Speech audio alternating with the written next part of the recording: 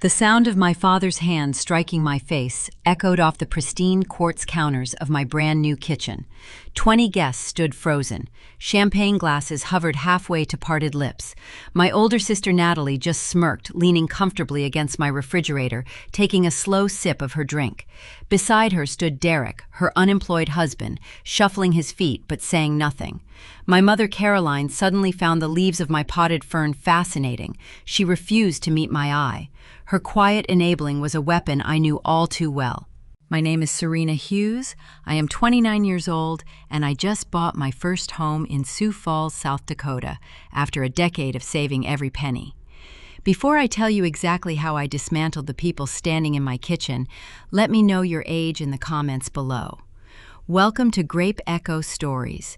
If you have ever had to stay perfectly calm while a toxic family member lost their mind, hit that subscribe button because you are going to love how this ends.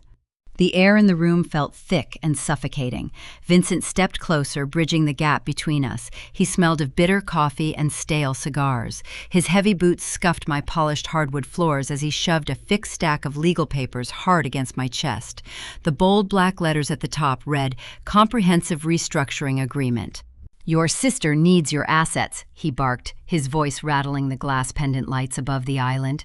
"Her husband is out of work and they need a stable foundation. You are single. You do not need a house this big. Sign the deed over to Natalie right now." I looked down at the crumpled papers pressed against my ribs. I looked at Natalie in a designer dress she bought on credit, expecting me to hand over the keys to my life. Then I looked my father dead in the eye. "No, I am not giving her my house." His jaw clenched tight enough to crack teeth. A dark purple hue crept up his thick neck. "You ungrateful brat." That was when he hit me. The slap was sharp and sudden. My head snapped to the side. A hot stinging sensation bloomed across my left cheek, and the raw metallic taste of blood pooled in the corner of my mouth. A collective gasp rippled through the guests who had come to celebrate my housewarming. Vincent pointed a trembling finger at my face. "You owe this family," he hissed. "You owe your sister." My vision blurred for a split second, but my mind had never been clearer. The cool stone edge of the kitchen island pressed into my lower back, grounding me in reality. I did not scream. I did not shed a single tear. Instead, my right hand slipped quietly into the deep pocket of my hosting apron. My thumb traced the smooth plastic of the small remote hidden inside. I pressed the one button. A microscopic beep sounded from the ceiling corners. Every hidden security camera and high-definition microphone in my smart home system activated instantly, streaming his felony assault directly to my secure cloud server. "You have no idea how much trouble you are in," Vincent spat, leaning into my personal space. I wiped a drop of blood from my lip and smiled up at him. "You are right. I don't. But you are about to find out." The sting on my cheek radiates outward in sharp pulsing waves. The metallic taste of blood on my tongue is bitter but familiar. I do not touch the bruise. Letting them see me flinch is not an option. The physical pain is just a blunt echo of a much deeper theft. It pulls me back 13 years to a cramped, windowless room filled with the smell of diesel fuel and old paper. The back office of Hughes Agricultural Dealership sat in the shadow of the rugged Black Hills. While other teenagers spent their Saturdays hiking the trails or going to the mall, I sat under a flickering fluorescent tube light. I was 16 years old. My fingers were perpetually stained with printer ink, and my eyes ached from staring at columns of numbers on a bulky desktop monitor. My father ran his business the same way he ran his family, through intimidation and sloppy shortcuts. He was charismatic on the sales floor, shaking hands with local farmers, but a disaster behind the desk. That was where I came in. I remember one specific Saturday late in October. The heating vent rattled above me as I tracked down a missing $500 deposit in the monthly ledger. The dealership accounts were a tangled mess of cash transactions and misplaced receipts. Outside the frosted glass door, I could hear my mother and Natalie laughing. Natalie was 19 then, trying on her third custom pageant dress of the season. The silk rustled against the linoleum floor. The price tag on that single dress could have covered my entire semester of textbooks.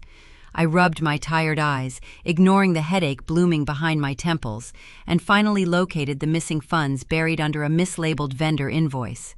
Vincent walked into the office wiping grease from his hands with a red shop towel. He looked at the corrected ledger on the screen and patted my shoulder. His heavy hand felt more like a weight than a comfort. "You have a gift for this, Serena," he said, his voice thick with unearned pride. "Keep balancing these books for me. Keep this place running tight, and 20% of this company is yours. It is an investment in your future." I looked up at him, believing every word. I poured my youth into that dusty room because I thought I was building my own foundation.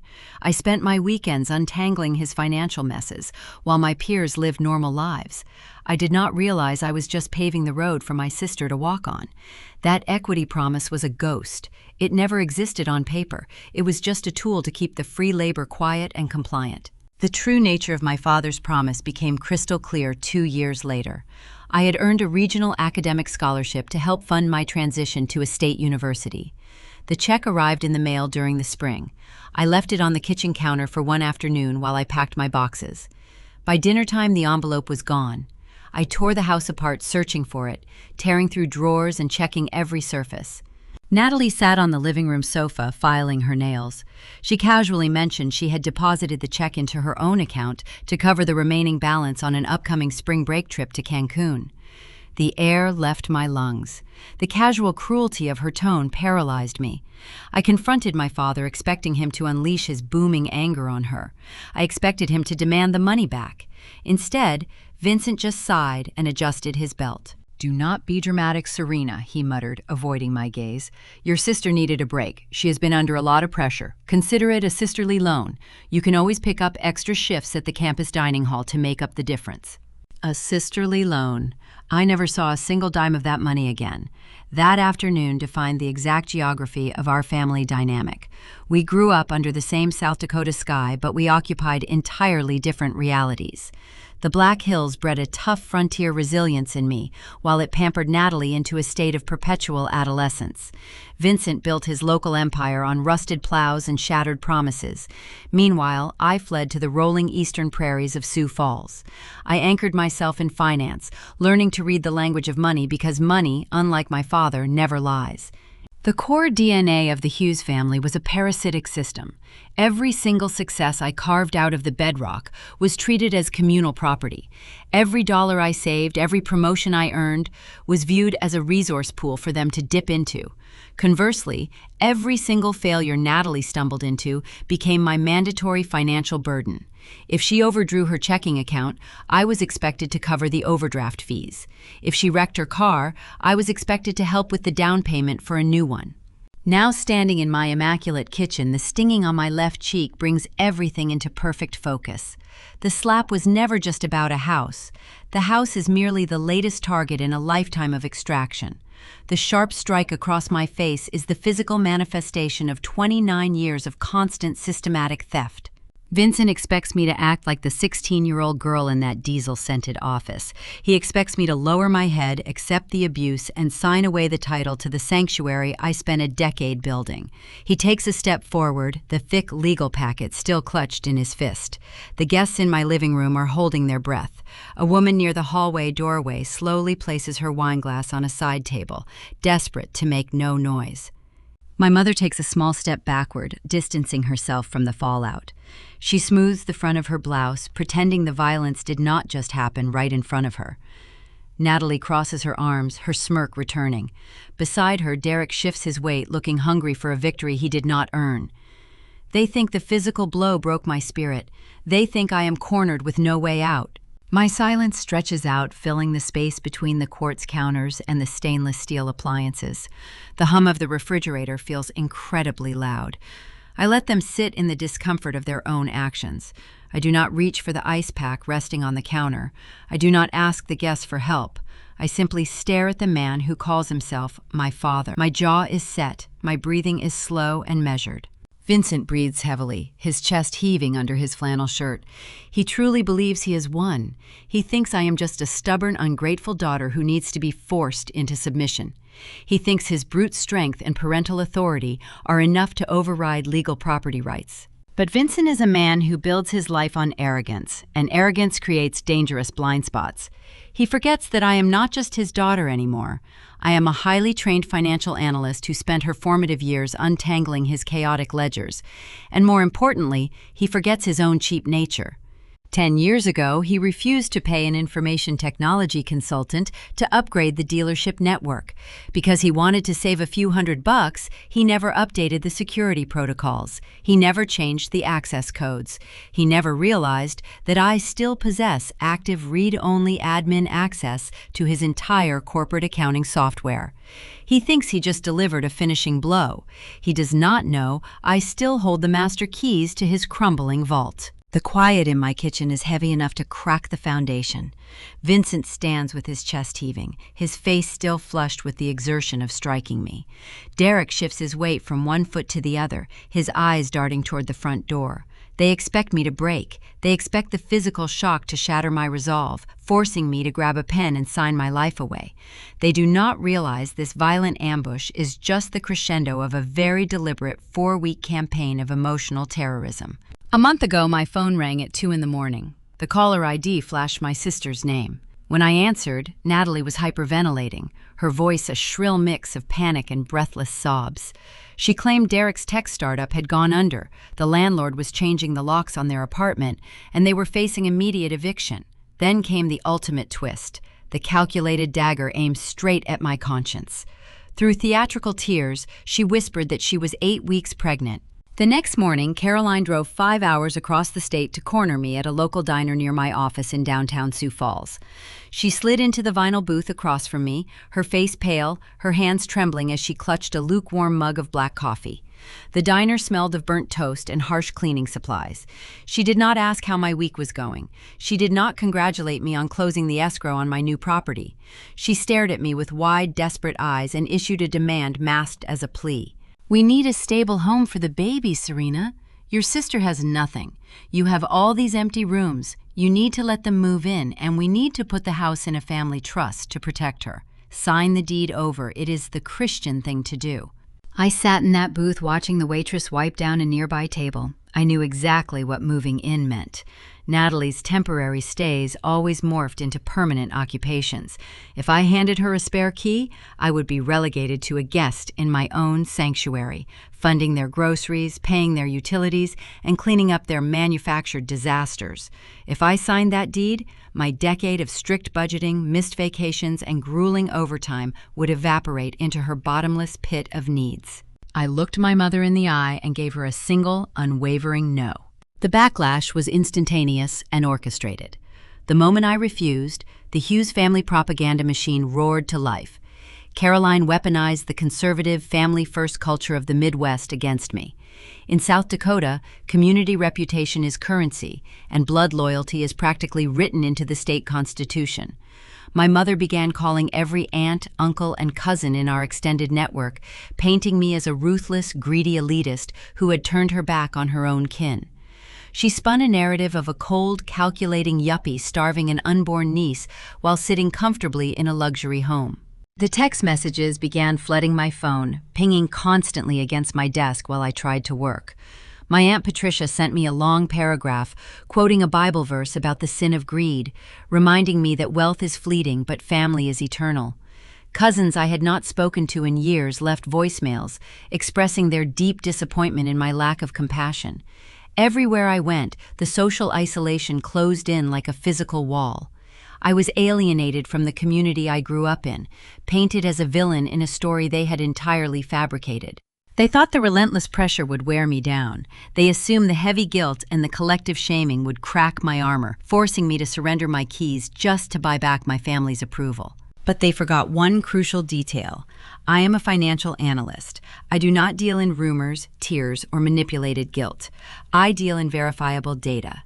When a story does not add up, I pull the raw numbers. I ignored the barrage of hateful text messages, went home, sat down at my dual monitors, and initiated a quiet investigation into Derek's supposed financial ruin. The glow of the screens illuminated my dark living room as I typed. The first red flag was the eviction notice. I accessed the county clerk's public records database to pull the filing on their apartment. Landlords in their district require a meticulous paper trail before initiating a lockout. The filings revealed that the eviction had nothing to do with a failed startup or a sudden stroke of bad luck.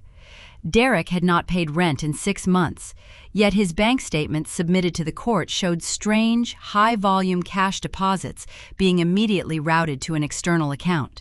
Then I dug into the so-called nursery fund. During her tearful phone call, Natalie had claimed all their remaining savings were locked in a joint bank account frozen by their landlord. She even sent me a screenshot of a routing number, begging me to wire money directly to a specialized escrow account to save the baby's future. I ran a trace on that routing number using my firm's background tracking tools. The digits did not belong to a local credit union or a standard domestic bank. The routing code mapped directly to a digital clearinghouse used almost exclusively for offshore cryptocurrency exchanges. There was no frozen savings account. There was no angry landlord holding their money hostage. And as I cross-referenced the dates of the eviction with Natalie's sudden, highly convenient pregnancy announcement, the final chilling truth clicked into place. There was no baby. There was no nursery fund. The entire tearful performance was a smokescreen. The eviction was triggered by a systemic fraud investigation. Derek and Natalie were not victims of a harsh economy. They were perpetrators of a digital laundering scheme, and the walls were closing in on them. Their offshore crypto wallet was a desperate attempt to hide illicit funds from an impending audit. And now they had run out of time. They needed clean, liquid assets to rapidly cover their digital tracks before the authorities seized their remaining accounts. My house was never meant to be a home for a non-existent child. My pristine, newly purchased property was merely a prime asset they intended to liquidate the moment I signed that deed. They needed my equity to buy their way out of a federal cage. Standing in my kitchen, the puzzle is fully assembled in my mind. Vincent stares at me, expecting fear. He points his thick finger, demanding I honor a blood debt. He thinks his physical intimidation will force my hand. He has no idea that the silent servers in the cloud are currently recording every breath he takes, capturing the exact moment he attempts to extort a felony fraud cover-up through sheer physical force. He brought his fist to a financial war, and I am holding the ledger that will bury them all. The air inside my pristine Sioux Falls kitchen grows heavy, thick with the unsaid threats hovering between my father and me. Seconds after his hand connects with my jaw, the only sound is the ragged, uneven pull of Vincent's breathing. He looms over my frame, his broad shoulders squared, fully expecting the physical shock to shatter my resistance. His right hand still clutches the thick stack of legal papers. The bold heading reads, "Comprehensive Restructuring Agreement," but I know exactly what hides beneath the dense, specialized jargon on page 3. This document is not merely a transfer of my residential property. It is a meticulously crafted snare designed by his overpriced attorneys. It contains a cross-collateralization clause intended to quietly erase the verbal contract we made 13 years ago.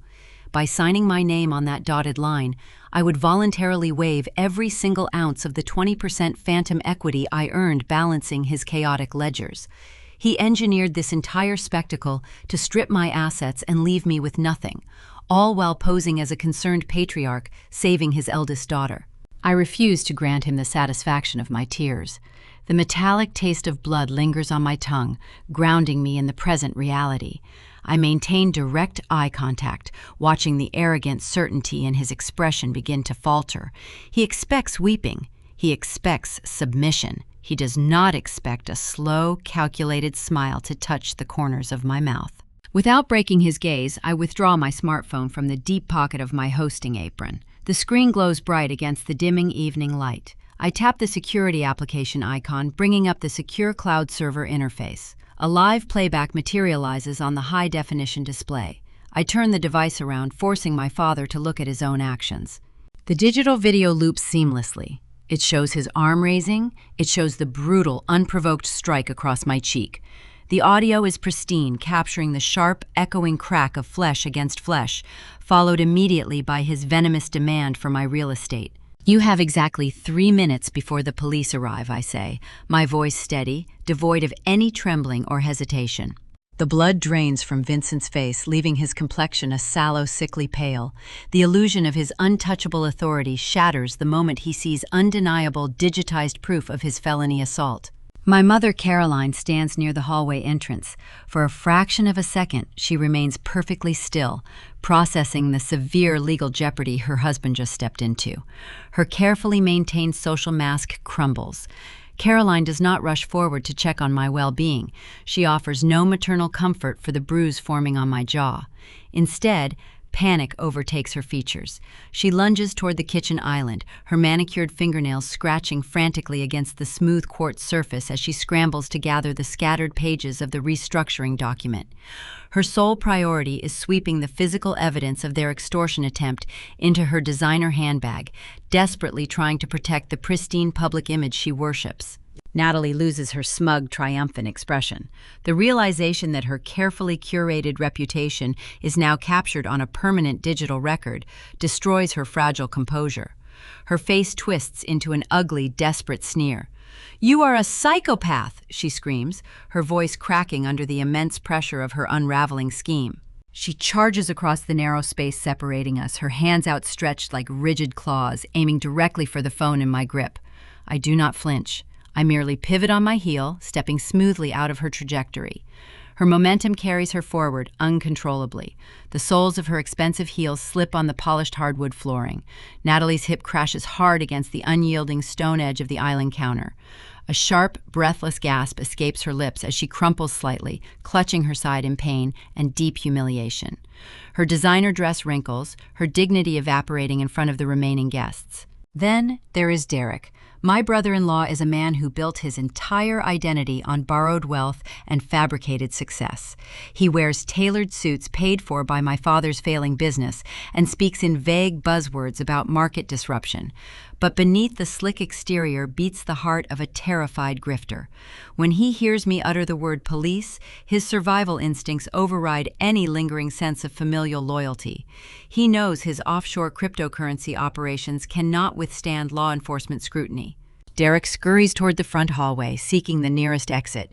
He navigates past the frozen, murmuring, housewarming guests who are already edging toward the door. On his way past the living room sofa, his hand darts out to snatch a metallic silver object resting near a stack of coasters. He shoves the item deep into his jacket pocket and bolts out the front door, not even glancing back to see if his injured wife is following him. The rest of the attendees form a hasty exodus, whispering uncomfortable excuses as they shuffle out into the chilly South Dakota evening.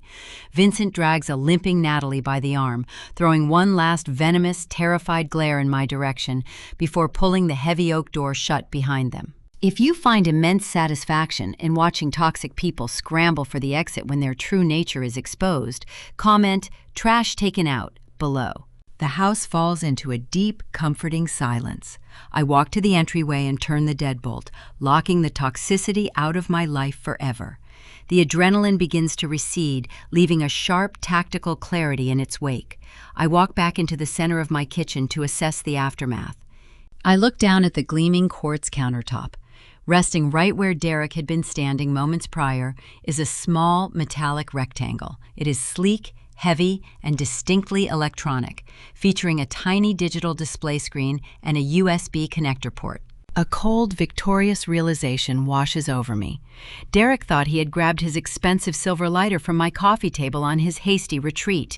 In his frantic, cowardly rush to escape the impending arrival of the authorities, he made a catastrophic, life-altering error. He grabbed my vintage silver Zippo.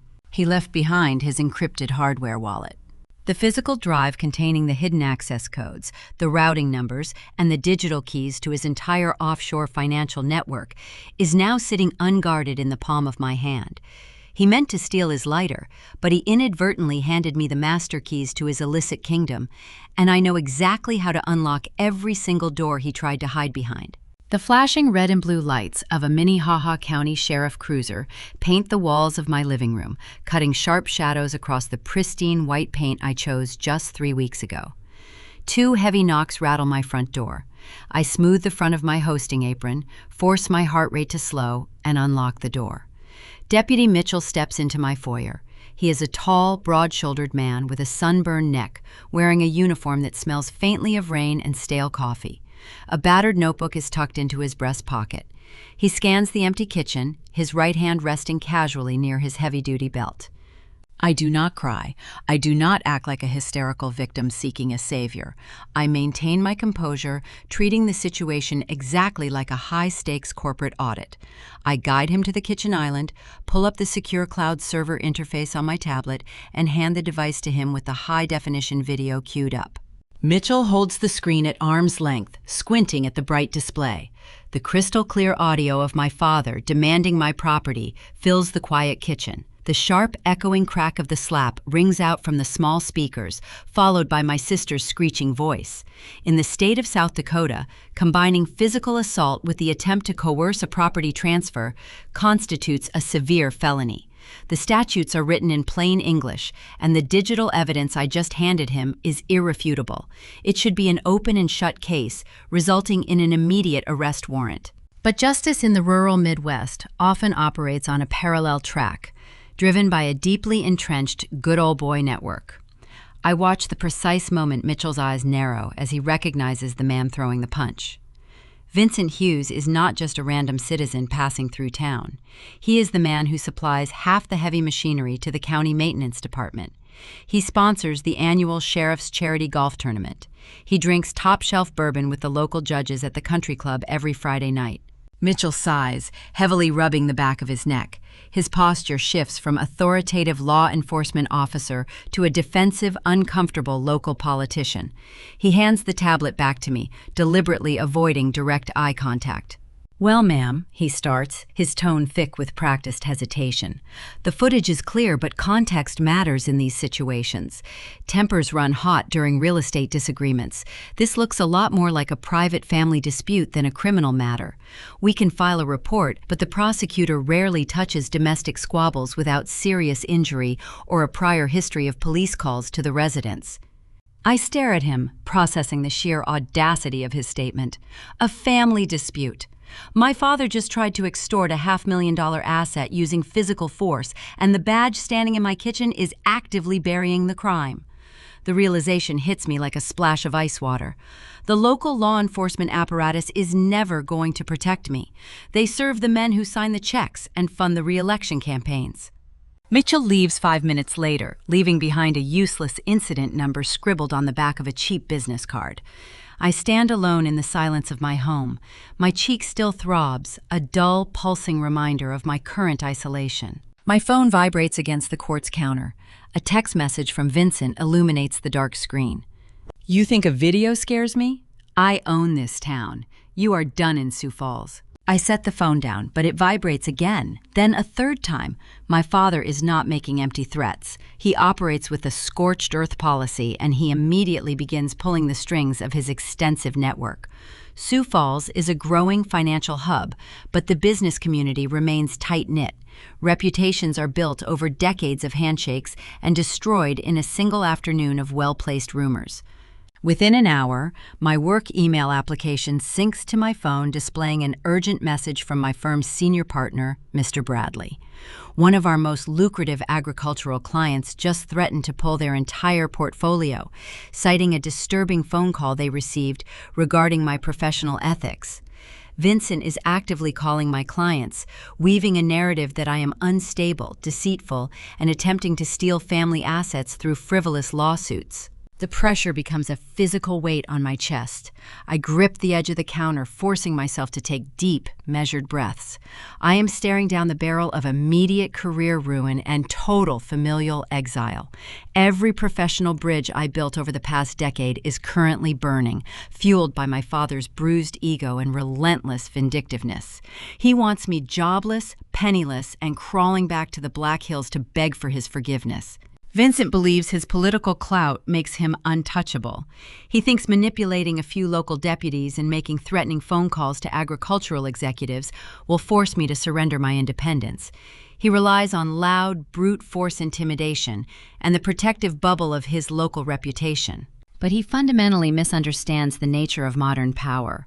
Real power is not about who you share a golf cart with at the local country club. Real power is not about small-town gossip or buying off a sheriff's deputy. True leverage is knowing exactly where the money is buried, or, in this specific case, knowing exactly where the digital funds are hiding. I turn away from the front window, shutting out the quiet suburban street and the flashing lights of the departing cruiser. I engage the heavy steel deadbolt on my front door, securing my perimeter. The time for playing defense is over. I walk back to the kitchen island and pick up the silver hardware wallet Derek left behind in his cowardly retreat. The metallic drive feels heavy in my palm, holding the dense weight of their impending destruction.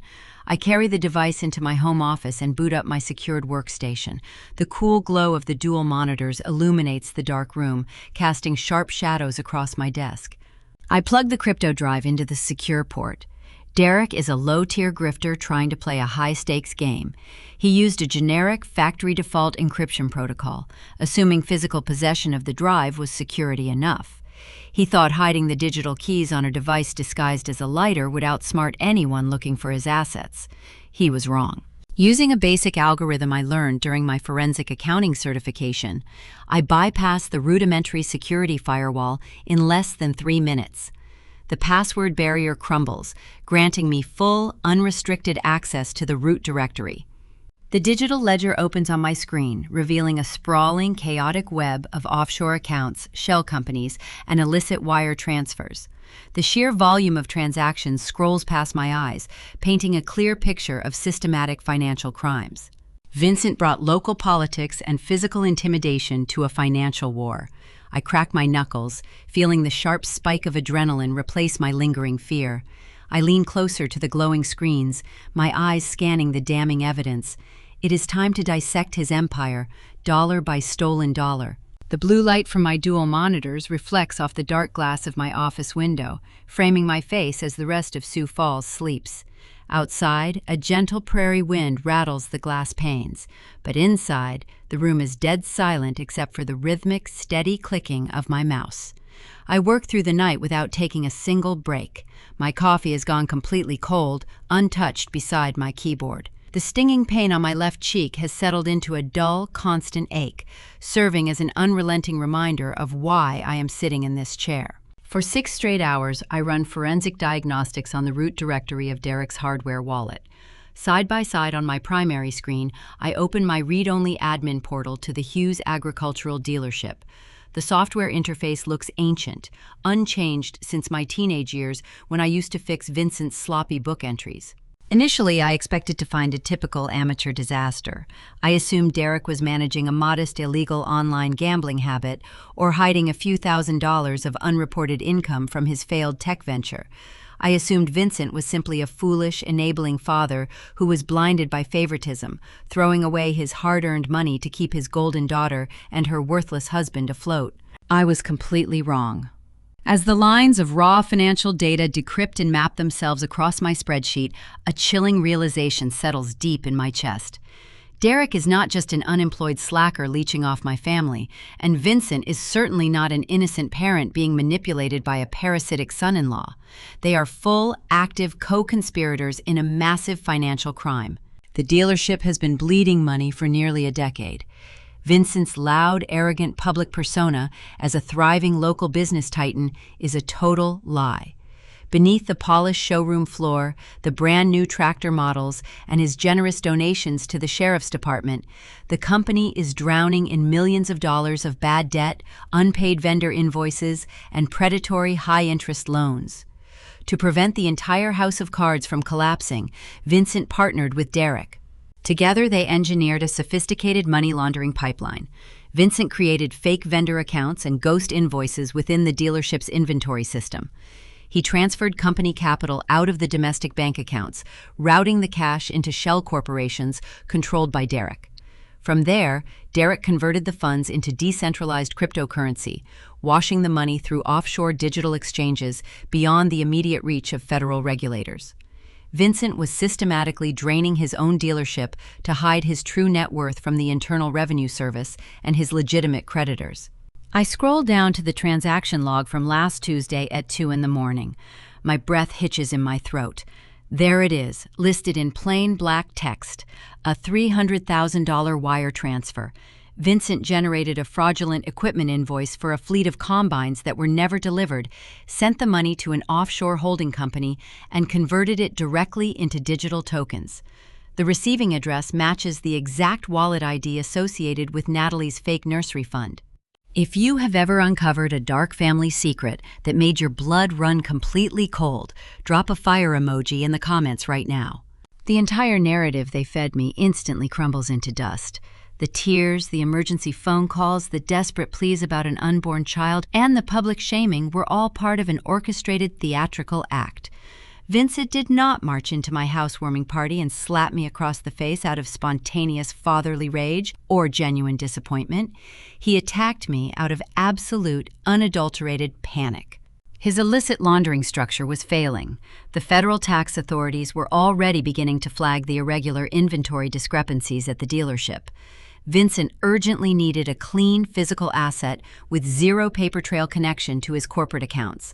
He needed my $400,000 house, completely unencumbered by a mortgage, to use as collateral for an emergency private loan to replace the missing funds before the auditors arrived. And he needed me to sign that restructuring document to permanently waive my 20% equity, ensuring I could never exercise my legal right to demand a formal audit of his books. If I refused to sign that deed, the entire scheme would be exposed. Vincent, Derek, and Natalie would not just face financial ruin. They would be facing decades inside a federal prison. A cold, sharp clarity replaces my lingering exhaustion. The bruise on my jaw no longer feels like a mark of shame. It is the signature of a desperate, cornered animal who knows his time is running out. He thought he could use physical force and small-town intimidation to crush me, completely oblivious to the fact that his own cheapness had handed me the exact tools needed to dismantle his life. I plug a high-capacity external drive into my workstation and initiate a complete encrypted backup of the entire transaction history. The progress bar creeps slowly toward 100%. Byte by byte, I compile the bank account numbers, the fraudulent invoices, the IP addresses, and the corresponding blockchain hashes into a neat, indisputable evidentiary file. At exactly 5:45 in the morning, as the first pale light of dawn touches the horizon outside my office window, my email client chimes with a loud, startling notification. I click on the Inbox tab. The message is sent from a prestigious law firm in Rapid City, representing Vincent Hughes and the Hughes Agricultural Dealership. Attached is a formal, legal cease and desist notice. The text is cold, aggressive, and filled with heavy-handed legal threats. It accuses me of unlawful surveillance, slander, and attempting to sabotage my father's business reputation through false claims to local law enforcement. The attorney demands that I immediately delete all video recordings from my housewarming party, sign a non-disclosure agreement, and surrender all access to corporate systems by 5 o'clock this afternoon. The letter explicitly states that failure to comply will result in an immediate multi-million-dollar civil lawsuit designed to destroy my credit rating and freeze my personal bank accounts. I sit back in my leather chair, looking at the letter, then down at the screen where the final block of laundering data finishes downloading to my flash drive. A quiet, breathy laugh escapes my lips. Vincent thinks he is playing a standard game of legal chicken. He believes his high-priced attorneys and aggressive threats will scare me into silence, just as they always have.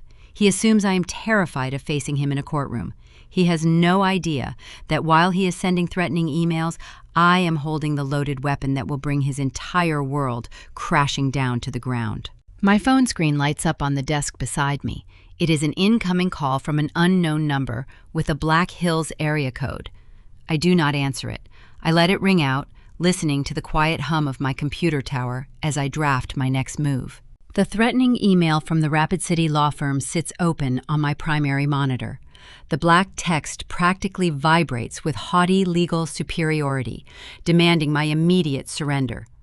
Most people would panic upon receiving a formal cease and desist letter from a high-priced attorney.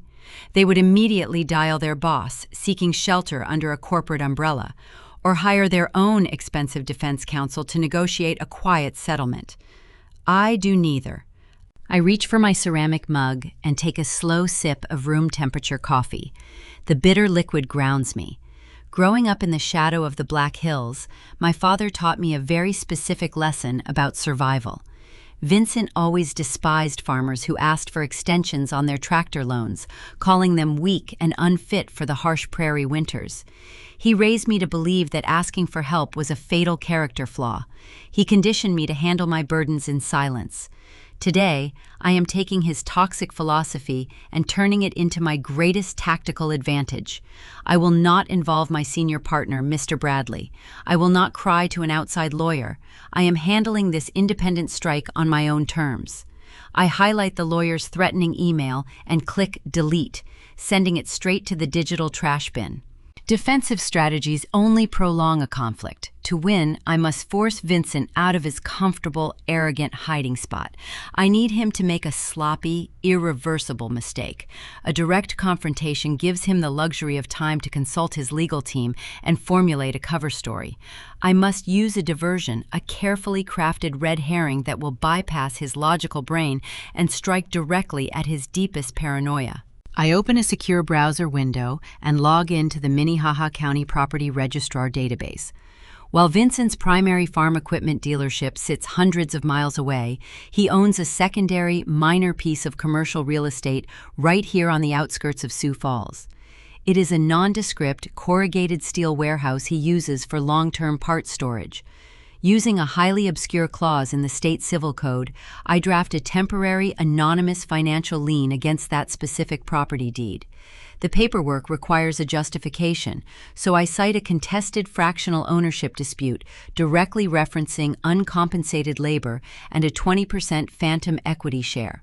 This lien is not designed to hold up under prolonged courtroom scrutiny. Any decent judge would eventually strike it down after a few weeks of litigation. But longevity is not the goal. The goal is the immediate, automated alert system. The moment I submit the filing fee and hit enter, the county clerk's automated software triggers a formal notification directly to Vincent's primary lenders and his personal inbox, warning them that a legal freeze has just been placed on his asset. To a legitimate business owner, an unexpected lien is a frustrating administrative headache.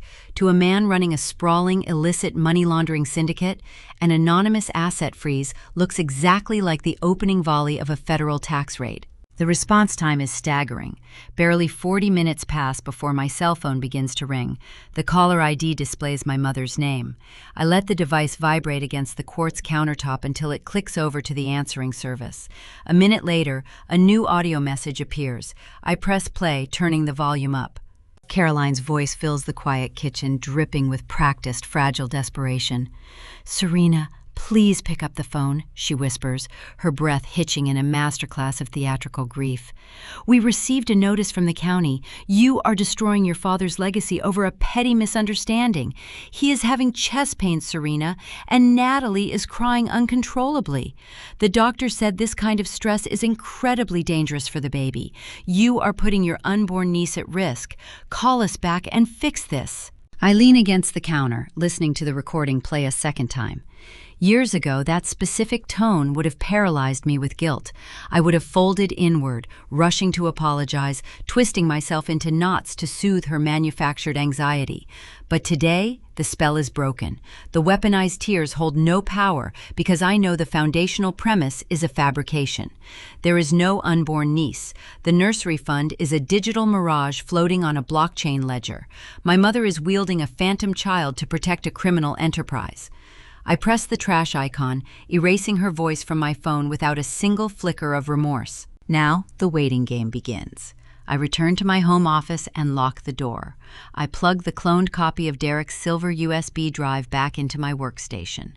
Earlier this morning, I installed my firm's proprietary financial tracking software, a highly sensitive program normally reserved for monitoring volatile international market fluctuations for our wealthiest clients. Today, I am repurposing it as a targeted surveillance drone. I pull up the specific routing addresses associated with Derek's offshore accounts. The screen is a sea of dark gray, populated by strings of alphanumeric codes. I sip my water, keeping my eyes locked on the primary monitor. Vincent is a cornered animal, and cornered animals act on pure instinct. The anonymous lien on his Sioux Falls warehouse has undoubtedly convinced him that the authorities are beginning to seize his physical properties. His immediate, visceral reaction will be to protect his liquid cash. He will command his son-in-law to move the laundered funds out of their current location and bury them deeper into the dark web before the imaginary federal agents can freeze the crypto wallets. 3 hours pass. The afternoon sun begins to dip below the prairie horizon, casting long golden shadows across my desk. My eyes burn from staring at the glowing pixels. Then, a sharp, high-pitched chime echoes from my speakers. The screen blinks rapidly. A new transaction block is forming on the ledger. The trap has sprung perfectly. In a blind, frantic rush, Derek has initiated a massive transfer protocol. I watch the digital numbers spool across the monitor. He is attempting to move the entire balance of the fake nursery fund, along with millions of dollars in previously washed dealership revenue, out of the initial offshore exchange. He is routing the capital through a series of randomized, decentralized nodes, trying to scramble the digital trail before depositing it into a secondary, untraceable shadow wallet. He thinks he is moving too fast for anyone to notice. He does not realize he is running through fresh snow, leaving a clear, undeniable footprint with every single step. My proprietary tracking software latches on to the outgoing routing data. I sit forward, my heart hammering a steady, triumphant rhythm against my ribs. By attempting to shift these illicit funds across international digital borders to evade what he believes is a domestic asset freeze, Derek has just crossed a monumental legal threshold. This is no longer just simple corporate tax evasion or local embezzlement.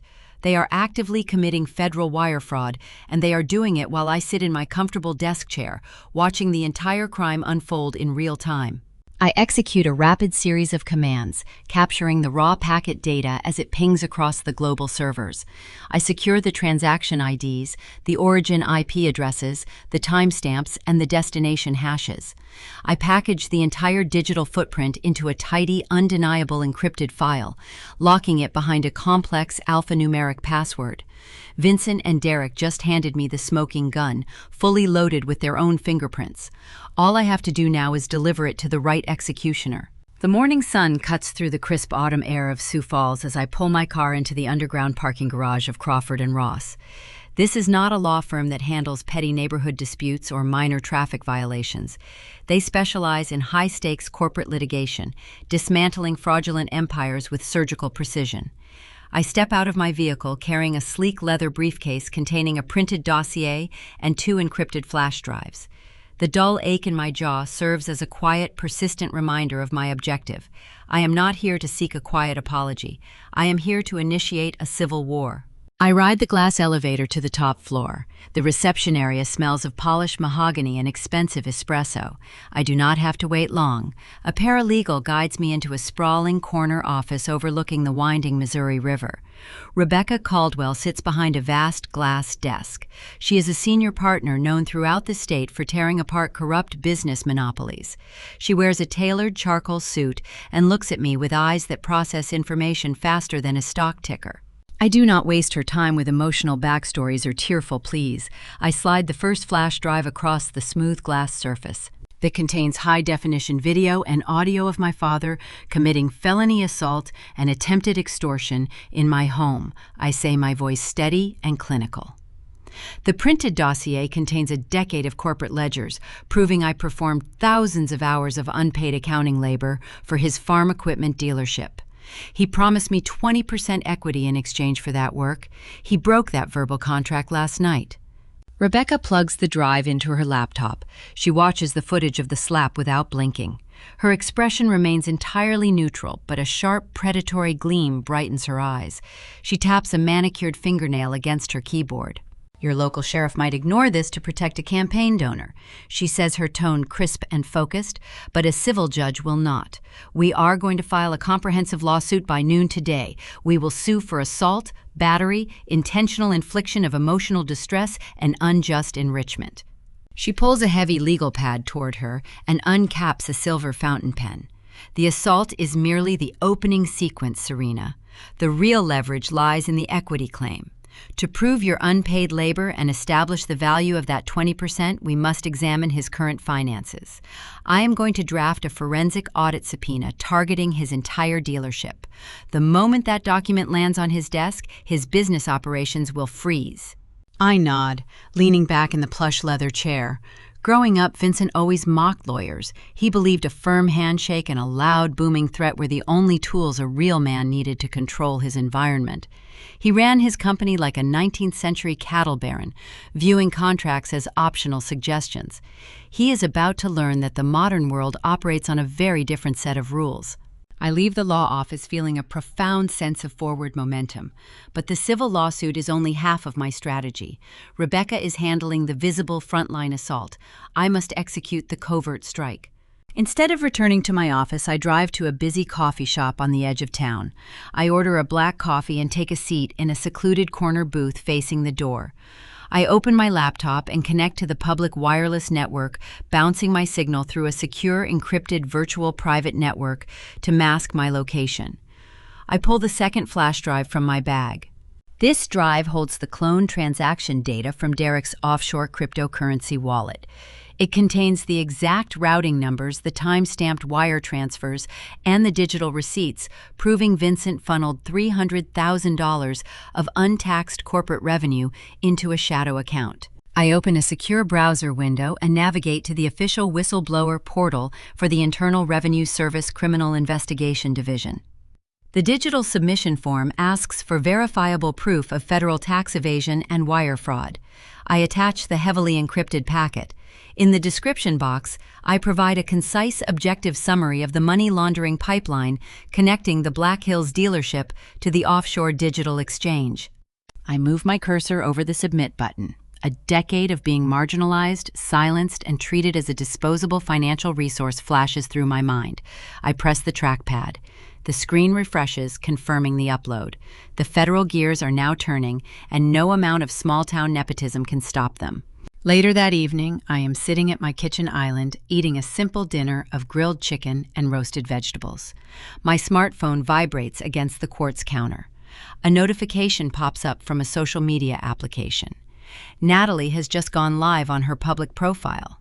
I tap the notification, bringing her video feed onto my screen. She is sitting in the living room of her rented townhouse. The lighting is carefully curated to make her look pale and exhausted. She wears an oversized beige cashmere sweater, pulling the sleeves down over her hands to project vulnerability. Her eyes are red-rimmed, and she sniffles softly into the camera. I never thought I would have to make a video like this. Natalie begins, her voice trembling with practiced fragility. But my sister is trying to destroy our family. She is filing a vindictive lawsuit against our father, trying to steal the business he built from the ground up. She is doing this out of pure spite, because she is jealous of my marriage and my pregnancy. Please send prayers for our parents. They heartbroken. I watch her theatrical performance, feeling a strange sense of clinical detachment. She is weaving a narrative of victimhood, desperately trying to control the public opinion in our conservative state. But my eyes drift past her tear-stained face to the background of the video. Derek sits at the dining room table, hunched over his laptop. The glow from his screen illuminates his sweating forehead. His knee bounces rapidly because the table and rattling a coffee cup. He is not comforting his distressed wife. He is staring at his crypto exchange interface, trapped in a state of sheer panic as the digital walls close in around him. He knows something is wrong with his accounts, but he cannot figure out why the routing pathways are suddenly stalling. Never underestimate the stupidity of an entitled person with a smartphone. Hit like if you agree. Natalie is broadcasting her fake tears to a few hundred local acquaintances, entirely oblivious to the fact that highly trained federal agents in Washington are currently reading her husband's blockchain ledger. The contrast is staggering. Vincent rests easy in his Black Hills estate tonight. He truly believes his political clout saved him. He thinks Deputy Mitchell sweeping the assault under the rug was the end of the conflict. He assumes my silence over the past few days means I have surrendered. He does not understand the fundamental difference between municipal corruption and federal authority. A local sheriff can ignore a domestic dispute, but a county badge cannot protect a money laundering syndicate from the United States Treasury Department. 3 days pass in a state of quiet, heavy anticipation. I go to work at my financial firm, reviewing portfolios and running market analyses, projecting an aura of total normalcy. On Tuesday morning, I wake up early. I brew a fresh pot of coffee and turn on the television mounted in my living room, tuning it to the statewide news broadcast. The anchors are discussing an upcoming agricultural fair, but suddenly the feed cuts away. A bright red breaking news banner flashes across the bottom of the screen. The camera pans across a very familiar scene. It is the Hughes Agricultural Dealership in the Black Hills. The early morning sky is overcast, casting a gray pallor over the rows of green and yellow tractors. A fleet of black unmarked sport utility vehicles surrounds the main office building. Yellow crime scene tape stretches across the entrance doors. Dozens of federal agents wearing dark windbreakers with bold yellow letters on the back are marching in and out of the showroom. They carry heavy cardboard boxes filled with paper ledgers, hard drives, and filing cabinet contents. The news anchor speaks in a rushed, urgent tone, reporting a multi-agency raid executing federal search warrants related to financial crimes. The camera angle shifts, zooming in on the front steps of the dealership. 2 armed agents march out of the glass doors. Between them walks my father. Vincent Hughes, the arrogant, untouchable titan of the prairie, looks small and disoriented. His hands are secured behind his back in heavy steel cuffs. The camera captures his face in stark high definition. His jaw is slack, and his eyes dart wildly, searching for a local friend to save him. The trap has finally snapped shut. The crisp Tuesday morning air feels electric even through the television screen mounted in my Sioux Falls living room. I sit on my sofa with a fresh mug of dark roast coffee resting in my hands, letting the warmth seep into my palms. The news anchor speaks in a rapid, breathless cadence as the local station cuts to a live helicopter feed hovering over the Black Hills. Down below, the Hughes Agricultural Dealership looks like a besieged fortress. A fleet of unmarked black sport utility vehicles blocks the main entrance. Men and women in dark windbreakers swarm the lot, flashing gold badges at the terrified sales staff. This business was my father's kingdom. He ruled these acres of rusted tractors and gleaming new combine harvesters with an iron fist, treating every employee like a disposable peasant. I remember the smell of diesel and cold steel from my teenage years sitting in the back office, balancing his messy books. Now those same employees stand clustered near the chain-link fence, watching his empire crumble in real time. The camera zooms in on the front glass doors. Vincent emerges. He is not strutting. He is not shouting orders or flashing his charismatic salesman smile. My father is being escorted down the concrete steps by 2 federal agents. His wrists are secured tight behind his back in heavy steel handcuffs. The early morning sunlight catches the silver medal, highlighting his disgrace for the entire state to witness.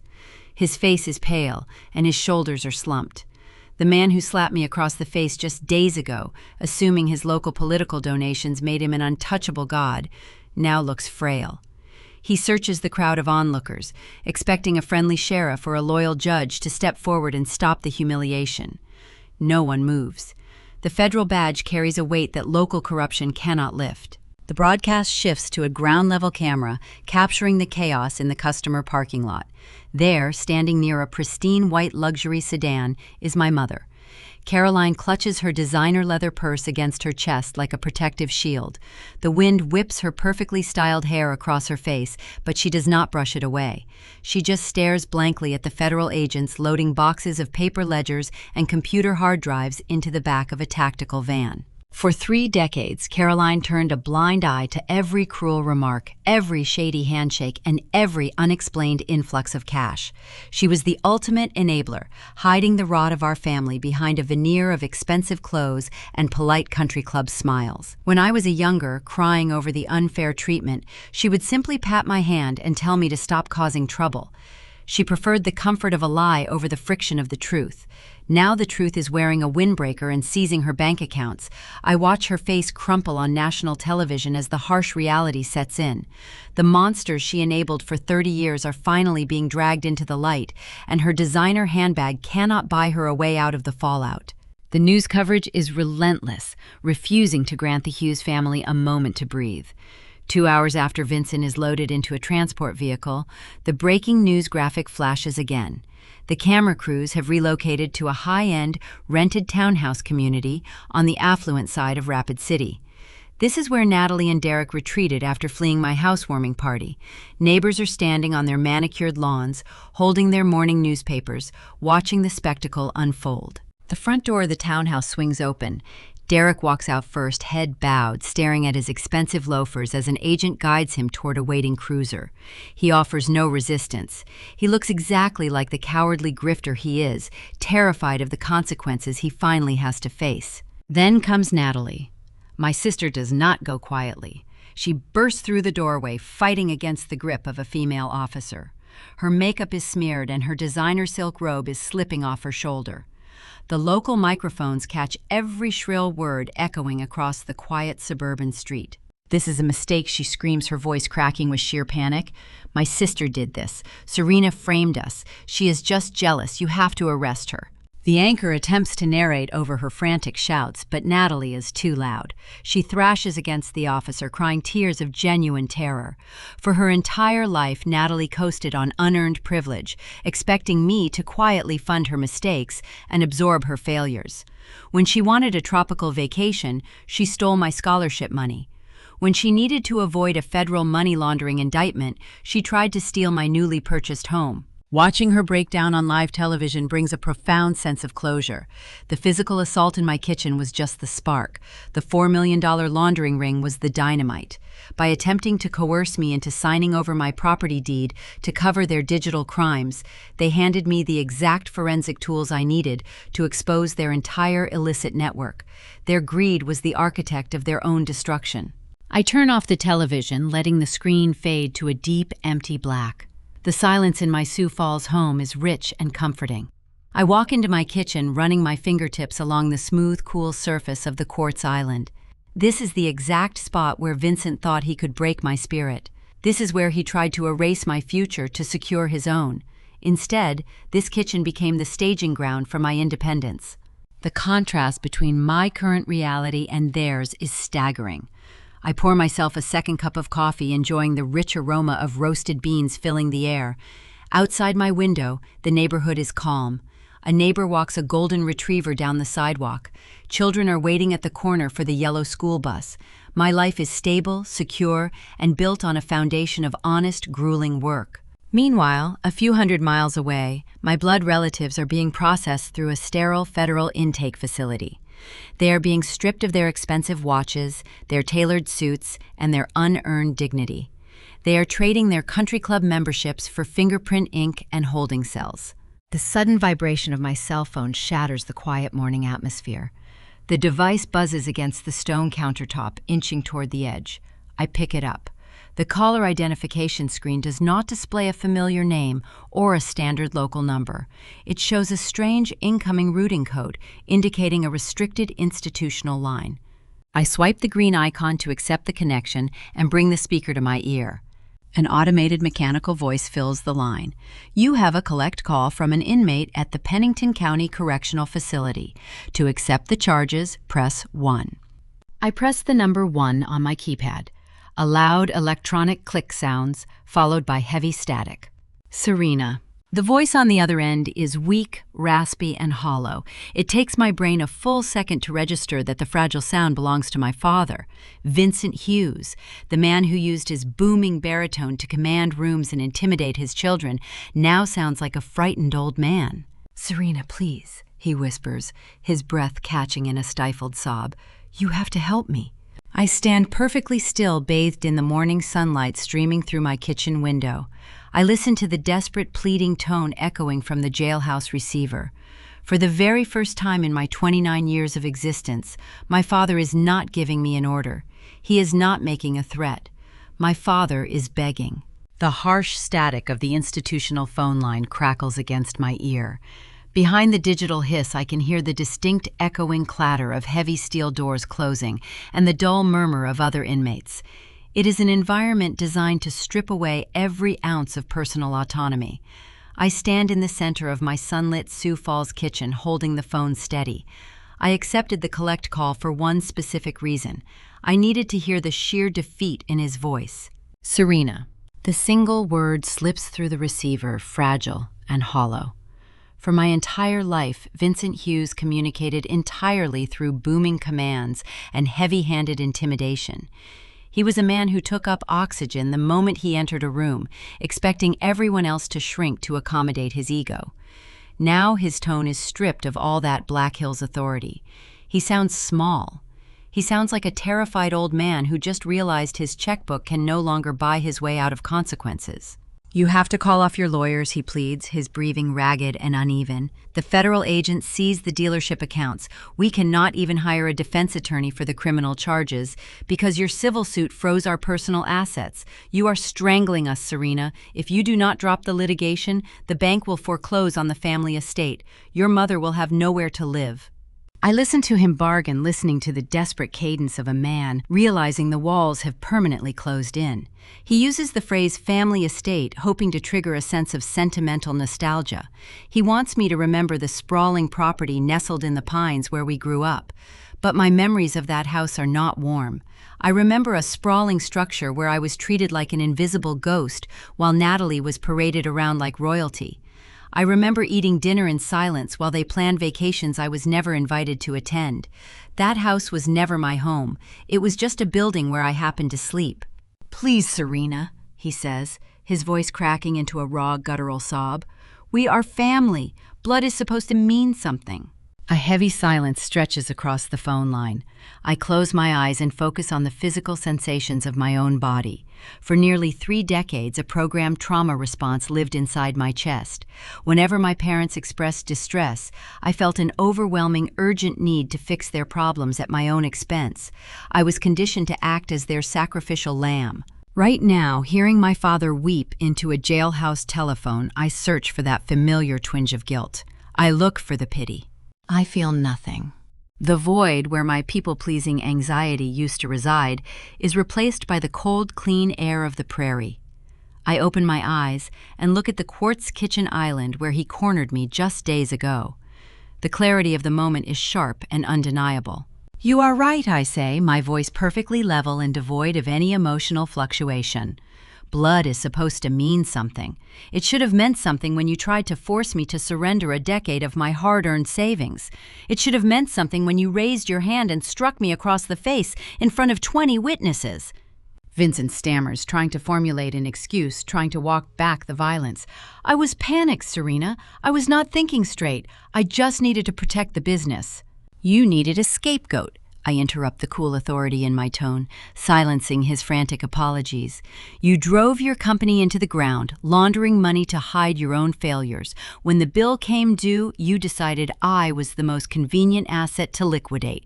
You did not view me as a daughter. You viewed me as a designated casualty. He draws a shuddering breath, unable to form a coherent defense. The raw truth is a mirror he refuses to look into. I want you to remember this exact moment, Vincent. I continue delivering each word with precise, surgical accuracy.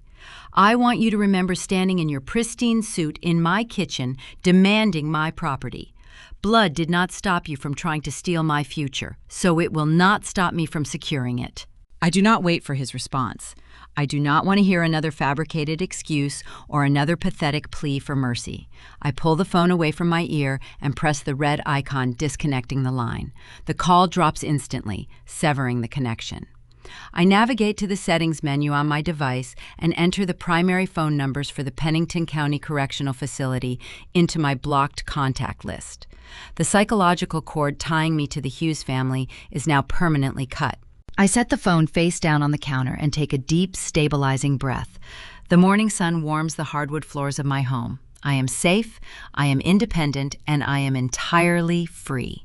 Over the next 3 weeks, the legal machinery operates with ruthless efficiency. The federal prosecutors do not offer plea deals.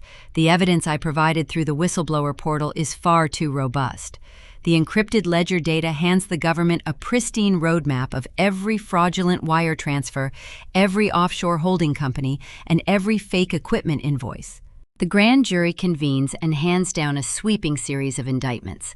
Vincent and Derek are formally charged with multiple counts of wire fraud, tax evasion, and conspiracy to commit money laundering. Natalie is indicted as an accessory after the fact, facing severe charges for attempting to conceal the illicit assets. The local news stations run daily updates showing my former family members trading their tailored designer wardrobes for orange institutional jumpsuits. With the criminal proceedings securely locked in, the financial fallout begins to cascade. A business built on debt and deception cannot survive the sudden glaring spotlight of a federal audit. The suppliers who provided the tractors and harvesting equipment immediately sever their contracts. The agricultural clients who purchase machinery cancel their pending orders. The Hughes Agricultural Dealership effectively ceases to exist as a functioning enterprise within a matter of days. The true devastation, however, comes from the creditors. Vincent borrowed millions of dollars against the physical inventory of his dealership to maintain his lavish lifestyle while siphoning the actual revenue into Derek's offshore accounts. When the federal raid made headlines, those lenders panicked. They filed emergency injunctions demanding immediate repayment of their outstanding commercial loans. Because my civil lawsuit had already placed a temporary freeze on Vincent's remaining personal assets, the dealership is pushed into involuntary bankruptcy. The bankruptcy court steps in to mitigate the financial disaster. A federal judge orders the total liquidation of the Hughes Agricultural Dealership. Every rusted plow, every diagnostic machine, the massive warehouse facilities, and the very land the business sits on must be appraised, auctioned, and sold to repay the defrauded creditors and settle the pending civil judgments.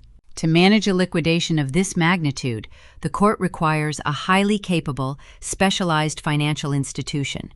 They need a corporate entity equipped to handle complex asset recovery, forensic accounting, and commercial real estate auctions.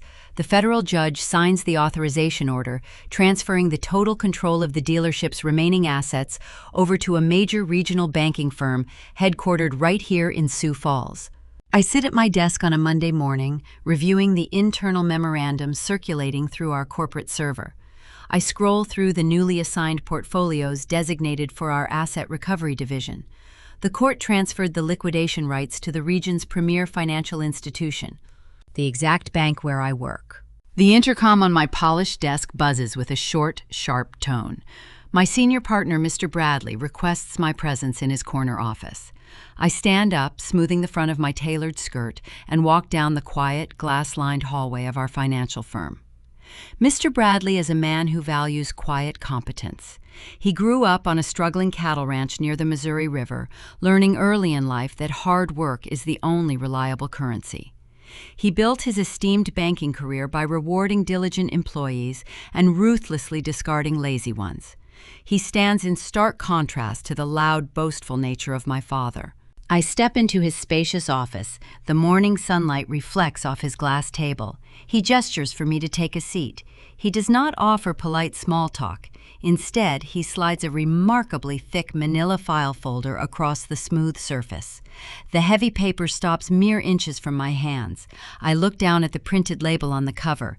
It bears the bold green and yellow logo of the Hughes Agricultural Dealership. "We have been assigned a new liquidation portfolio," he says, his voice calm and deliberate.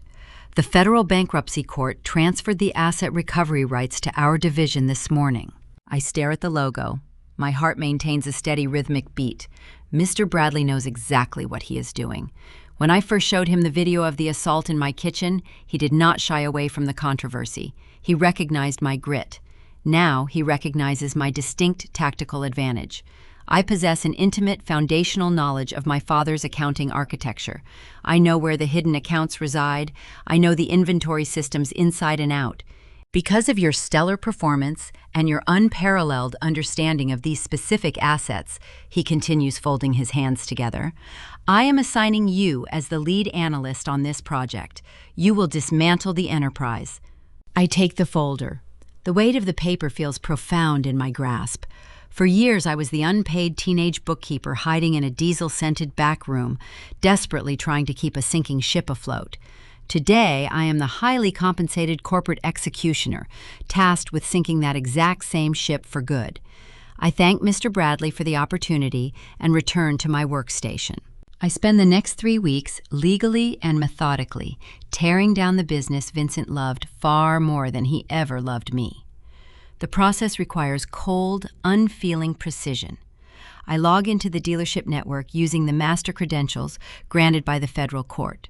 The screen populates with thousands of inventory line items. The first week is dedicated to the heavy machinery.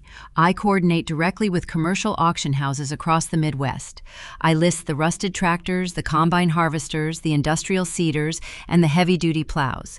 Vincent used these towering machines as theatrical props to project his rugged frontier image to the local community. He loved standing next to a brand new harvester, pretending he was a titan of industry. Now those machines are just data points on my glowing spreadsheet. I sign the electronic release forms transferring ownership of the equipment to rival farming conglomerates. I watch the bidding wars drive the prices up. Every time the virtual gavel falls and a tractor is sold, I dismantle a fraction of my father's fragile ego. The empire of dirt and steel is being boxed up and shipped away across state lines. Week 2 targets the corporate fixtures and the physical office spaces. I arrange the immediate sale of the dealership furniture.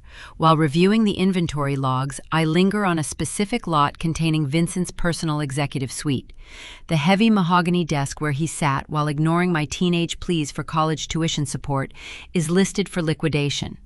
The custom leather chair he comfortably occupied while signing fraudulent invoices and shifting stolen money to Derek is tagged for auction. I refuse to sell his office suite to a respectable local buyer. Instead, I authorize the sale of the entire mahogany set to a discount liquidator in another state for pennies on the dollar. The physical artifacts of his unearned pride are unceremoniously wrapped in cheap plastic hauling blankets and tossed into the back of generic moving trucks. His throne is gone. If you love the smell of poetic justice in the morning, leave a comment below. Week 3 brings the ultimate financial purge. I oversee the transfer of every single dime generated by the relentless auctioning process. The capital flows into a secured holding account under my direct supervision. My fingers fly across the keyboard, executing the mandatory wire transfers. I route the recovered funds directly to the Internal Revenue Service, satisfying the towering federal tax liens Vincent accumulated through his laundering scheme. I authorize vast payments to the defrauded vendors and the angry creditors who mistakenly trusted my father with their livelihoods. I watch the dealership bank account steadily drain down. The numbers on my screen turn from bright green to stark black zeros. There is a clinical, profound beauty in reducing a toxic empire to a flat, empty baseline. Vincent sacrificed his family, his integrity, and his freedom to keep this business alive. He struck me across the face to protect his fragile dominion. Now that dominion is eradicated by my quiet, deliberate keystrokes. The Hughes Agricultural Dealership officially ceases to exist. The final creditor is paid. The federal auditors sign off on the pristine liquidation report I submitted. Mr. Bradley reviews my work and nods, offering a rare, genuine smile of approval. The task is finished. But there is one final piece of business remaining in the complex bankruptcy queue. My personal civil lawsuit against Vincent for the unprovoked assault and the stolen 20% equity must be settled by the federal judge overseeing the estate distribution. My fierce litigation attorney, Rebecca Caldwell, calls my direct line on a crisp Friday afternoon. The judge reviewed the high-definition video of the physical strike, along with the decades of ledgers proving my unpaid labor. The court did not view my lawsuit as a standard family grievance. The judge prioritized my claim as a secured priority debt against the ruined estate. Rebecca reads the final ruling over the phone. The court awarded me the full cash equivalent of the promised 20% equity share. Furthermore, the judge levied severe punitive damages against Vincent for the violent coercion attempt in my home. The funds will be dispersed from the remaining liquidated capital before any other secondary debts are addressed. The final payout I am receiving from the ashes of his kingdom is staggering. It is a 7-figure sum. I sit in my ergonomic office chair, staring out the window at the Sioux Falls skyline. The wealth they tried to steal from me has been returned multiplied by the sheer force of the law. I am now holding a fortune. But the money alone is not the end of this war. I know exactly what I need to purchase next.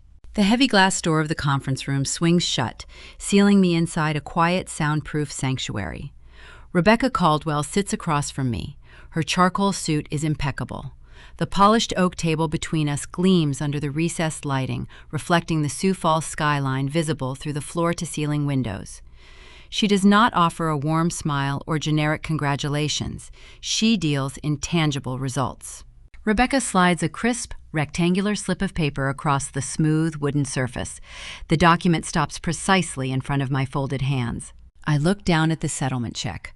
The numbers printed in bold black ink are staggering.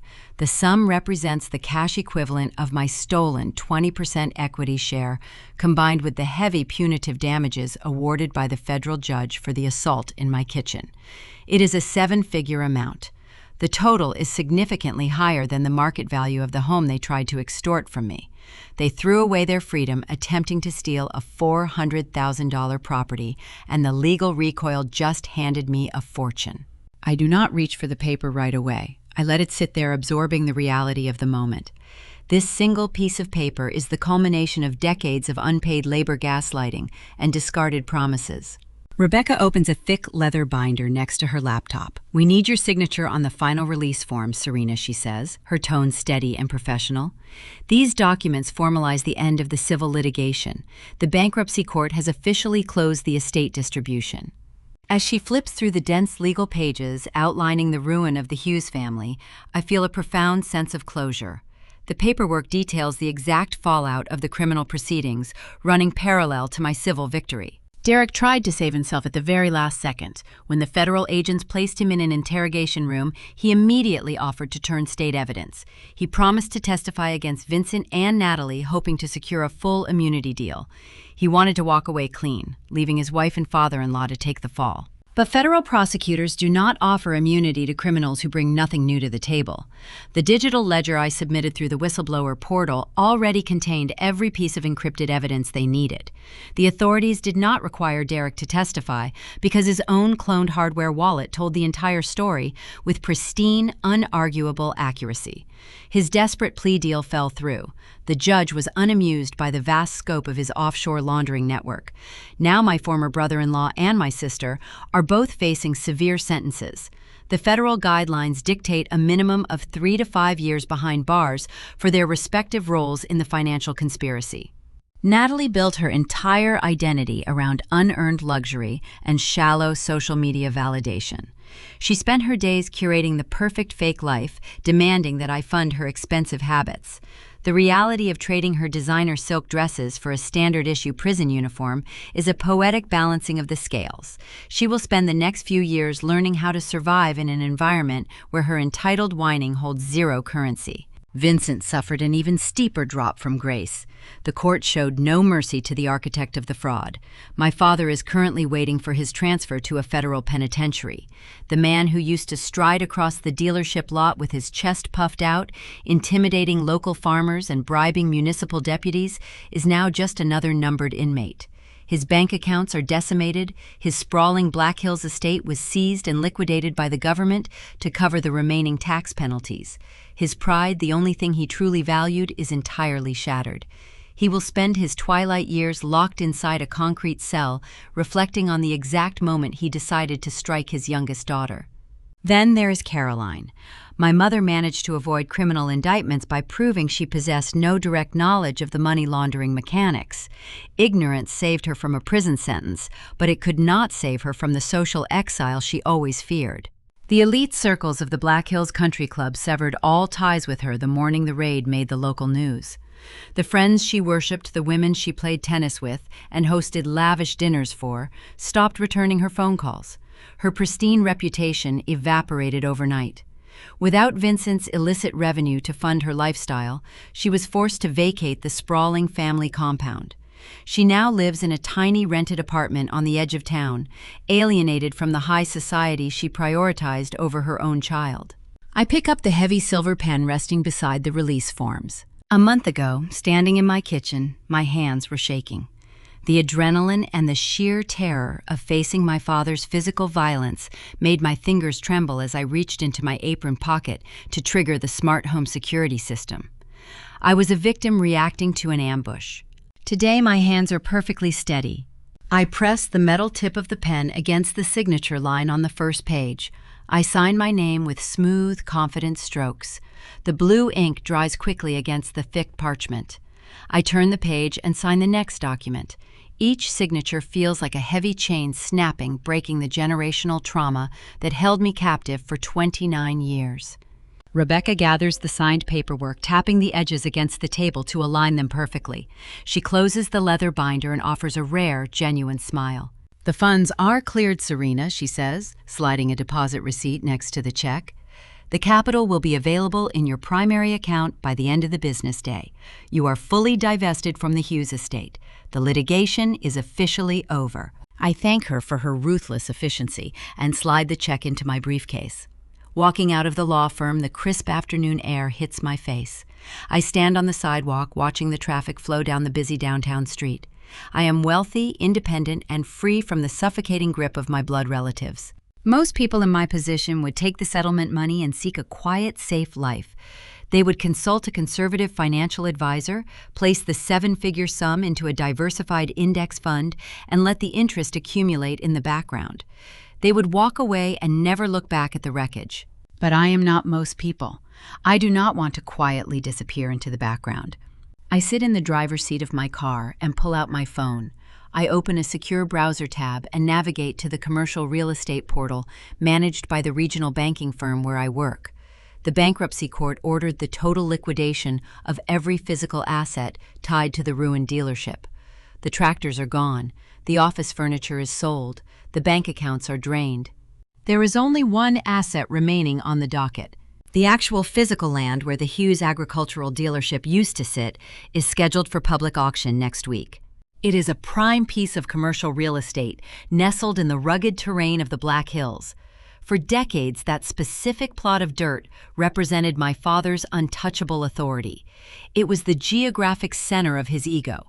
The bank needs to sell the barren acreage to finalize the estate closure and satisfy the final lingering creditors. I stare at the auction listing on my screen. A slow, calculated thought forms in my mind.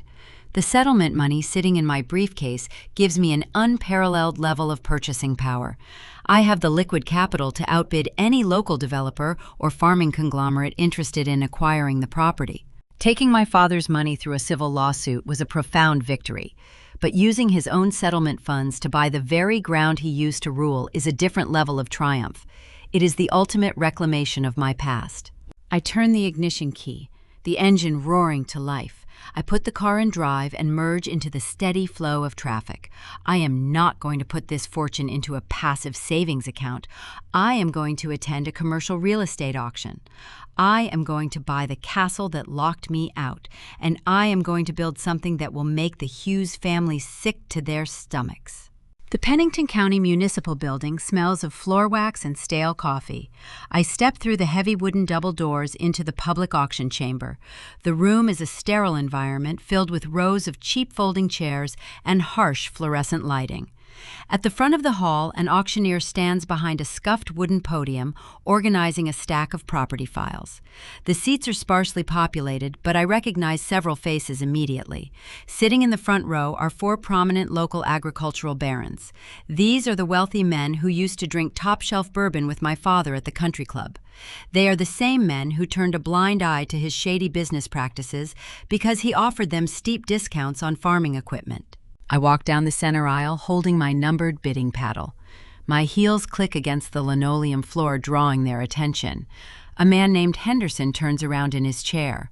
He owns a sprawling cattle operation near the Missouri River and always treated me like an invisible secretary whenever he visited the dealership. His eyes narrow as he registers my presence. He mutters something to the man sitting next to him, and they both share a dismissive chuckle. They assume I am here out of morbid curiosity. They think a young female financial analyst has no business standing in a commercial real estate auction. I choose a seat directly behind them, keeping my posture straight and my expression entirely unreadable. I do not offer a polite greeting. I am not the timid teenage girl who used to fetch their invoices from the dusty back office. I am a heavily capitalized investor, carrying a certified bank draft funded directly by Vincent's ruined estate. The auctioneer clears his throat and taps his gavel against a sound block, calling the room to order. He announces the premier listing of the morning. It is a 50-acre parcel of prime commercial zoning nestled in the rugged terrain of the Black Hills. The property features a large warehouse structure, a sprawling paved lot, and direct highway access. He reads the lot number, explicitly stating that the land was formerly occupied by the Hughes Agricultural Dealership. The starting bid is announced at a fraction of the actual market value. The bankruptcy court is eager to liquidate the parcel to close the sprawling legal docket. Henderson raises his paddle immediately. His voice is loud and confident, attempting to establish early dominance. He wants the land to expand his cattle storage facilities. Another local businessman counters with a modest increase. They toss numbers back and forth, treating the auction like a friendly poker game. They expect to secure the prime real estate for pennies on the dollar because nobody else in the room is participating. I wait until the pace slows. Henderson offers a bid that makes the other man hesitate and fold his arms. The auctioneer calls, going once. I raise my paddle into the air. My voice is steady as I call out a number that instantly shatters their casual rhythm. I raise the bid by a full $50,000. Henderson whips his head around, staring at me in shock. His face flushes a deep shade of crimson. He assumes I am bluffing, attempting to disrupt the sale out of pure spite. He raises his paddle again, throwing out a counteroffer designed to intimidate me. I do not blink. I immediately raise my paddle and increase the bid by another $50,000. A heavy silence falls over the municipal chamber. The air grows thick with sudden, unexpected tension. Henderson glares at me, gripping his numbered card so tightly his knuckles turn white. He is a wealthy man, but his capital is tied up in livestock and overhead costs. He cannot compete with a buyer holding a liquid 7-figure settlement fund. He opens his mouth to speak, but reconsiders, lowering his paddle in bitter defeat. The auctioneer scans the quiet room. He calls going twice. He waits 3 seconds before striking his gavel against the block. Sold. I lower my paddle, feeling a profound surge of vindication. I just utilized the very cash my father was forced to pay me to permanently strip away the ground he used to rule. I outbid the local elite without breaking a single sweat. The financial victory is swift, clean, and undeniable. 1 week later, the Sioux Falls postal carrier drops a thick, rigid envelope into my mailbox. I carry the parcel inside, laying it flat on my polished quartz kitchen island. I slide a sharp metal letter opener through the heavy adhesive seal. The official property deed slides out onto the counter. It is printed on crisp, heavy parchment, featuring the raised seal of the county clerk. I lean over the document, tracing my index finger across the dark, printed ink. The text lists Serena Hughes as the sole proprietor of the 50-acre commercial parcel. The weight of that title settles deep into my bones. Success is not just surviving the people who locked you out. True success is buying their castle and changing the locks. Have you ever turned a painful memory into a profitable investment? Let me know in the comments below. I fold the deed and place it securely into my leather briefcase. The paperwork is finalized, but I need to see the physical location one last time before initiating the next phase of my strategy. The following morning, I fill a thermal mug with dark roast coffee and start the long drive across the state. Leaving the rolling eastern prairies behind, the landscape gradually shifts. The horizon transforms into the towering sharp peaks and dense pine forests of the Black Hills. The geographic divide mirrors the sharp contrast between my past and my future. The drive offers me hours of quiet reflection. I think about the unpaid labor I spent balancing ledgers, the stolen scholarship funds, and the brutal slap that ignited this entire war. I pull my car onto the familiar gravel shoulder of the highway. The sprawling lot sits barren and silent. The rusted tractors, the gleaming harvesters, and the busy sales staff are all gone. The chain-link fence is locked, and the main warehouse building looks hollow. The only thing remaining on the property is the towering metal sign positioned near the highway entrance. It reads, Hughes Agricultural Dealership, in faded, peeling letters. The structural supports are heavily rusted. The heavy metal plate hangs precariously attached by a single stripped bolt. It creaks loudly as the harsh prairie wind whips across the empty acreage, sounding like a dying animal clinging to its final breath. A deep rumbling engine noise breaks the silence. I turn around as a heavy-duty diesel truck rolls off the highway and parks on the gravel directly behind my vehicle. A flatbed trailer carrying a massive industrial crane follows closely behind. The demolition crew I hired has arrived on schedule. The foreman steps out of his truck wearing a bright orange safety vest and a scuffed hard hat.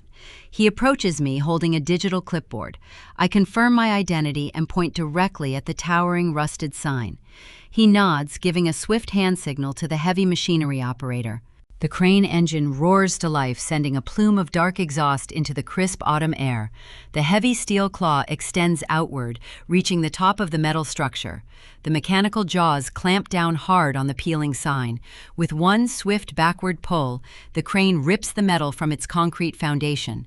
The rusted bolts snap with a sharp, echoing crack. The heavy steel sign crashes into the dry dirt, kicking up a thick, blinding cloud of dust. The metal bends and crumples under its own weight.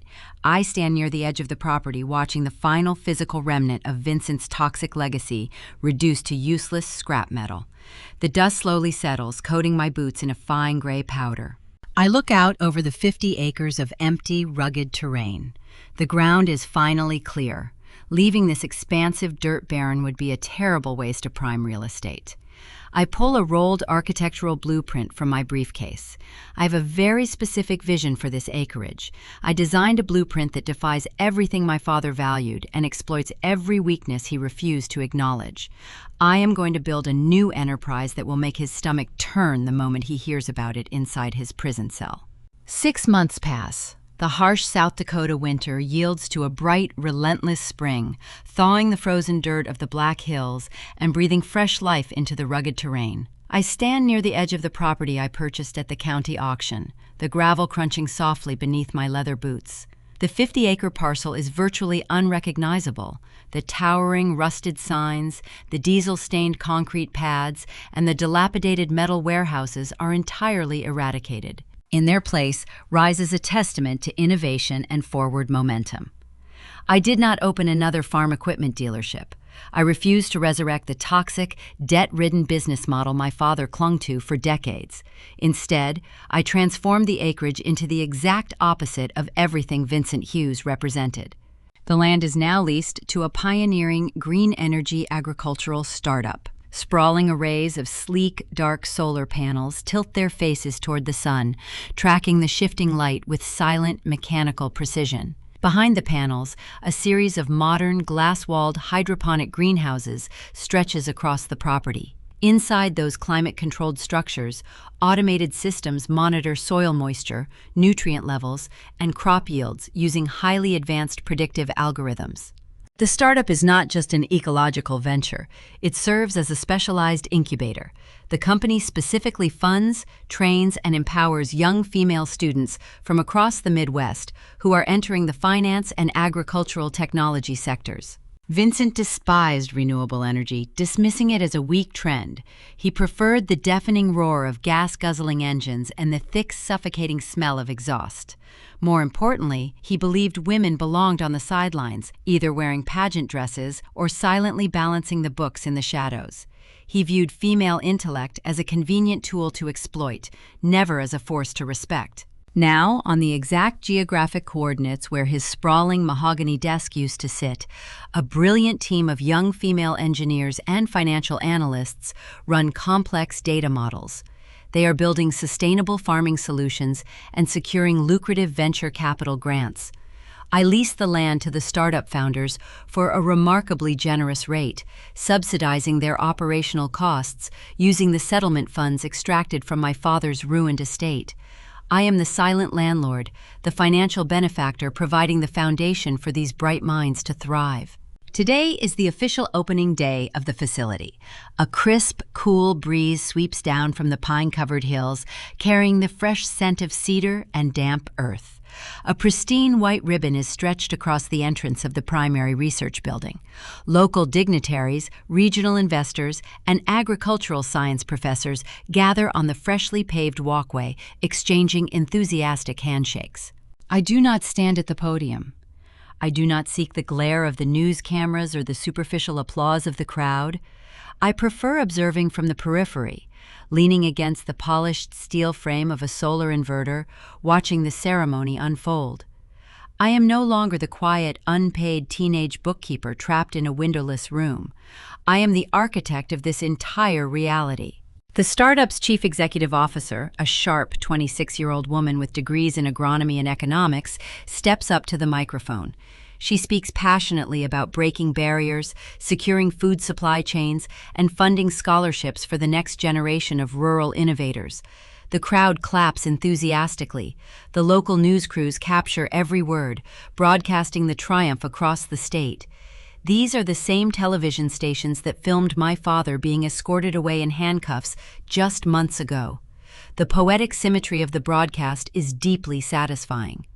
As the giant ceremonial scissors slice through the white ribbon, a gentle vibration pulses against my leg. I pull my smartphone from my jacket pocket. The screen illuminates, displaying a new text message notification. The sender is Caroline. My mother has spent the last half year isolated in her cramped, rented apartment on the outskirts of Rapid City. The high society circles she once fiercely protected banished her the moment the federal indictments were unsealed. She has no country club invitations, no lavish dinner parties to host, and no golden child to parade around. Natalie is currently residing in a federal correctional facility, learning to follow a rigid, unglamorous daily schedule. Vincent is locked in a high-security penitentiary, stripped of his name and reduced to a government-issued identification number. Caroline is alone, adrift in a reality she refuses to accept. I unlock the screen and open the message thread. Her text is a masterclass in delusion, weaving a desperate narrative in a futile attempt to rewrite history. "Serena, darling," the message reads, "I am watching the local news broadcast. The new facility looks beautiful. Your father always knew you had a sharp mind for business. I would love to drive out and attend the ribbon-cutting ceremony to support you. Let us take a photo together for the press. We are still family. Please let me share this special day." I read the words twice, analyzing the profound audacity required to hit send. She wants to claim a fraction of my success. She wants the local elite to see her standing beside the wealthy, victorious daughter, hoping a public photograph will serve as a social lifeboat to pull her back into the country club hierarchy. She even possesses the sheer nerve to invoke Vincent's name, pretending his oppressive cruelty was actually a form of tough, paternal encouragement. A year ago, a message like this would have sent my heart racing. I would have felt the familiar, heavy tug of obligation. I would have crafted a long, emotional reply, trying to explain my boundaries, while inevitably softening the blow to protect her fragile feelings. Today, the message evokes zero emotional turbulence.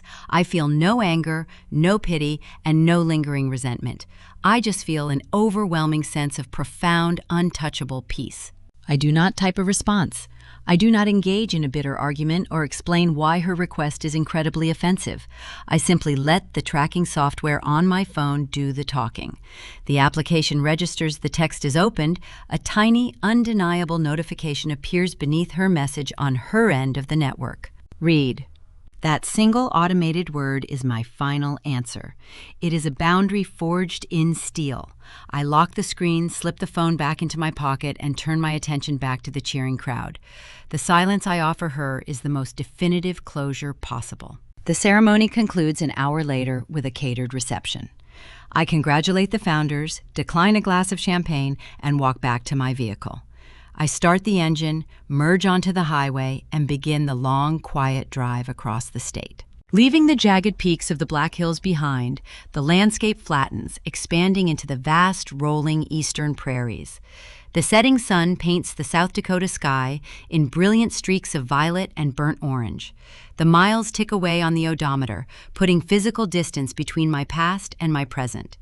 By the time I reach Sioux Falls, the stars are emerging in the darkening sky. I pull into my private driveway, kill the engine, and step out into the cool evening air. The neighborhood is silent, safe, and serene. I unlock the heavy front door and step into the foyer of my home. The interior is bathed in the soft, warm glow of the automated lighting system.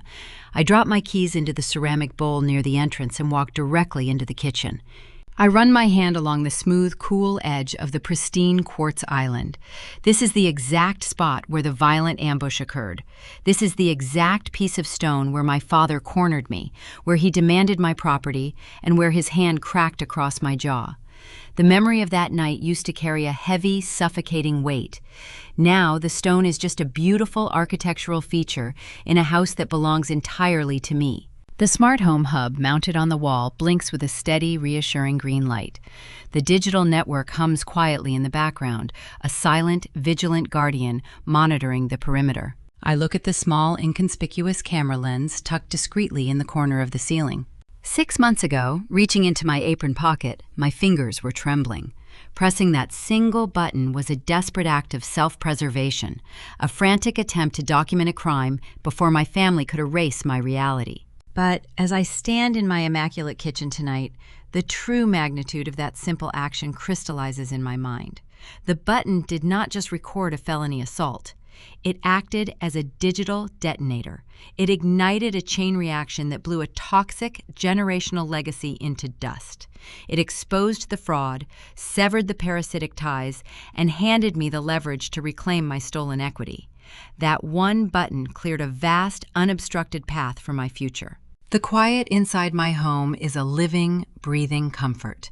I walk across the polished hardwood floors, the soft padding of my bare feet the only sound breaking the evening silence.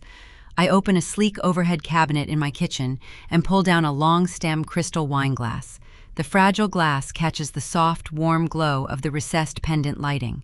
I reach for a bottle of dark Cabernet Sauvignon resting on the counter, uncorking it with a smooth, practiced motion.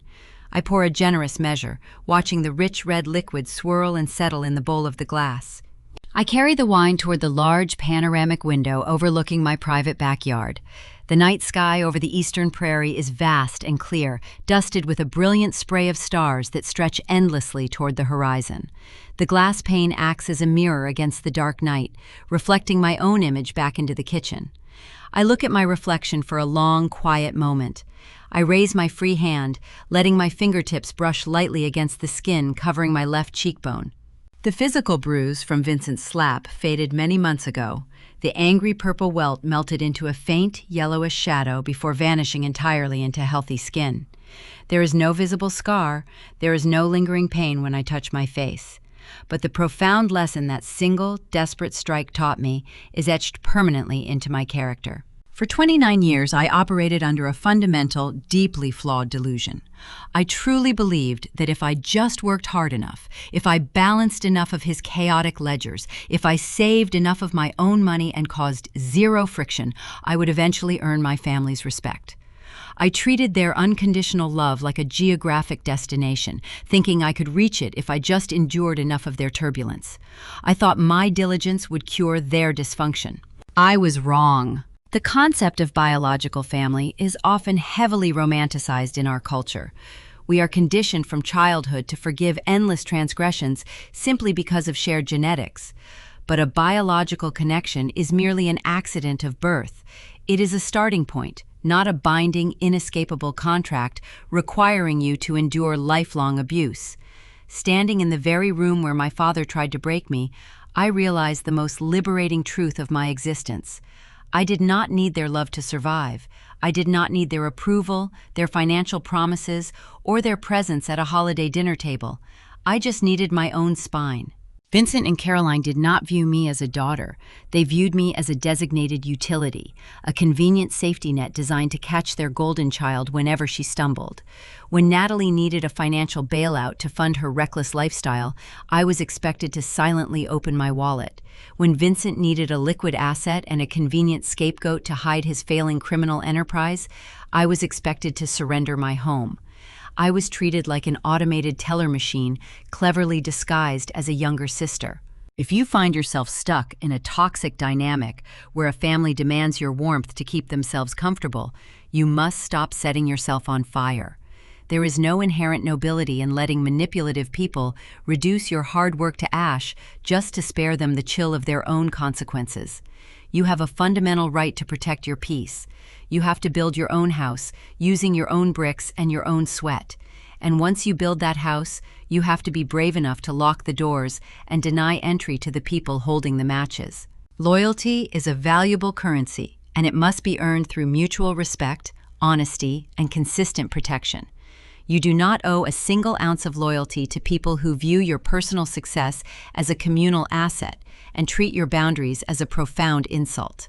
The moment I firmly said no in this kitchen, the fragile illusion of the Hughes family shattered into pieces.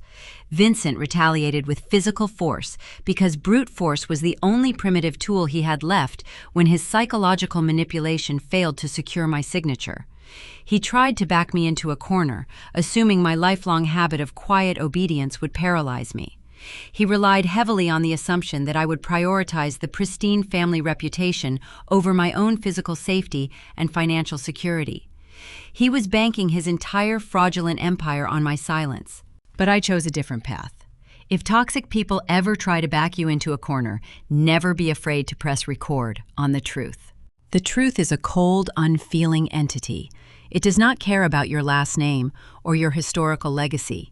It does not care how many heavy machinery contracts you hold in the Black Hills or how much dark money you donate to a rural sheriff's re-election campaign.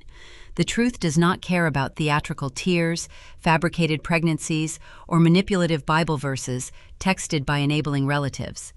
The truth only cares about hard, indisputable evidence. That single button on my smart home remote captured the undeniable raw reality of who Vincent Hughes truly was. That tiny hidden lens bypassed the small-town corruption and delivered his desperate actions directly into the hands of the federal authorities. The digital ledger retrieved from Derek's abandoned hardware wallet stripped away their unearned power and handed me the exact legal leverage required to reclaim my stolen equity. Now, I stand in the pristine home I bought with my own grueling labor, looking out at the life I secured with my own intellect. I am the sole owner of a thriving green energy initiative that actively funds bright, capable young women. I am a lead financial analyst at a premier banking institution. I am wealthy, independent, and undeniably safe. My phone does not ring in the middle of the night with manufactured emergencies. My weekends are not spent fixing fraudulent spreadsheets in a diesel-scented back office. My peace of mind is profound, guarded by unyielding boundaries of my own making. Vincent is locked in a federal penitentiary, reduced to a designated inmate number. Natalie is serving her sentence in a rigid facility, stripped of her designer clothes and her superficial social media validation. Caroline is isolated in a tiny rented apartment, mourning the loss of a high society status that never truly belonged to her. Their current reality is the direct, unavoidable harvest of the seeds they spent decades planting. I did not destroy them. I merely handed the authorities the map to their destruction. If you are listening to this and you recognize the painful echoes of your own life in my story, I want you to pay very close attention to my next words. The people who benefit from your lack of boundaries will always label your new boundaries as a vicious act of betrayal. Let them.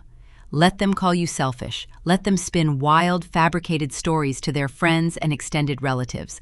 Their distorted narrative cannot alter your objective reality unless you voluntarily surrender your keys. You hold the ultimate power to dictate how your story ends. You do not have to accept the subservient role you were assigned at birth.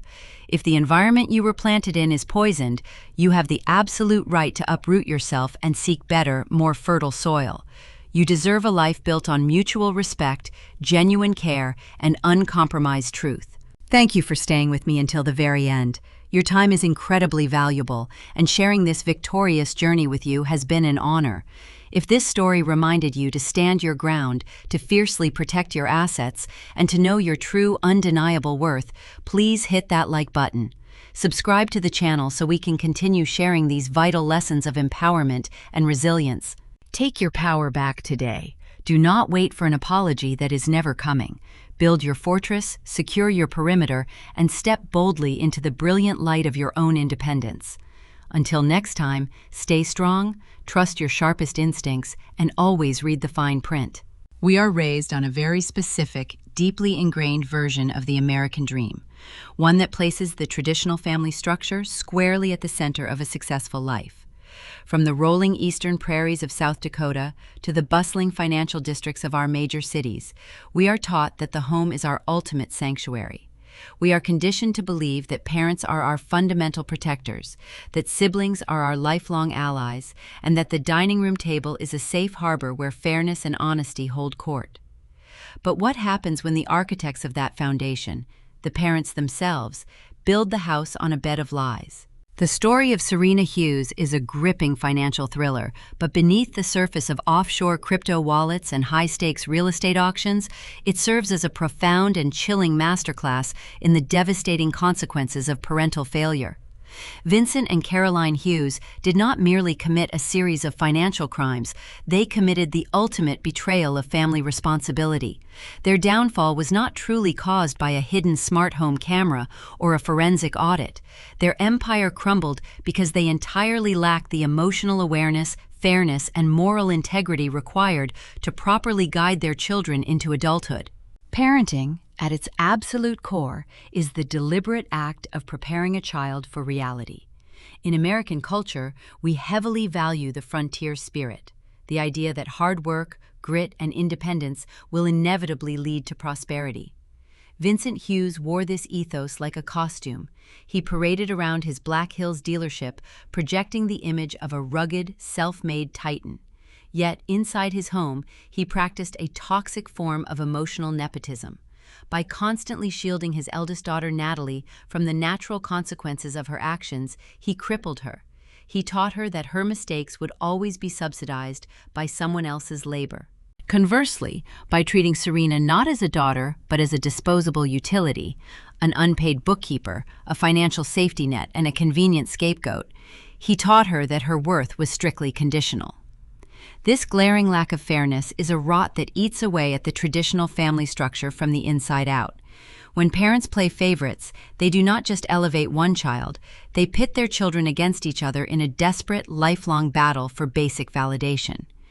Caroline's silent enabling, perfectly encapsulated in the moment she studied a houseplant while her husband struck her daughter, represents the passive complicity that allows such toxicity to thrive. Emotional awareness in parenting means having the courage to confront uncomfortable truths, rather than sweeping a daughter's pain under the rug to maintain a pristine country club image. Honesty is the mortar that holds the bricks of a family together. Vincent's entire relationship with Serena was built on the phantom promise of a 20% equity share.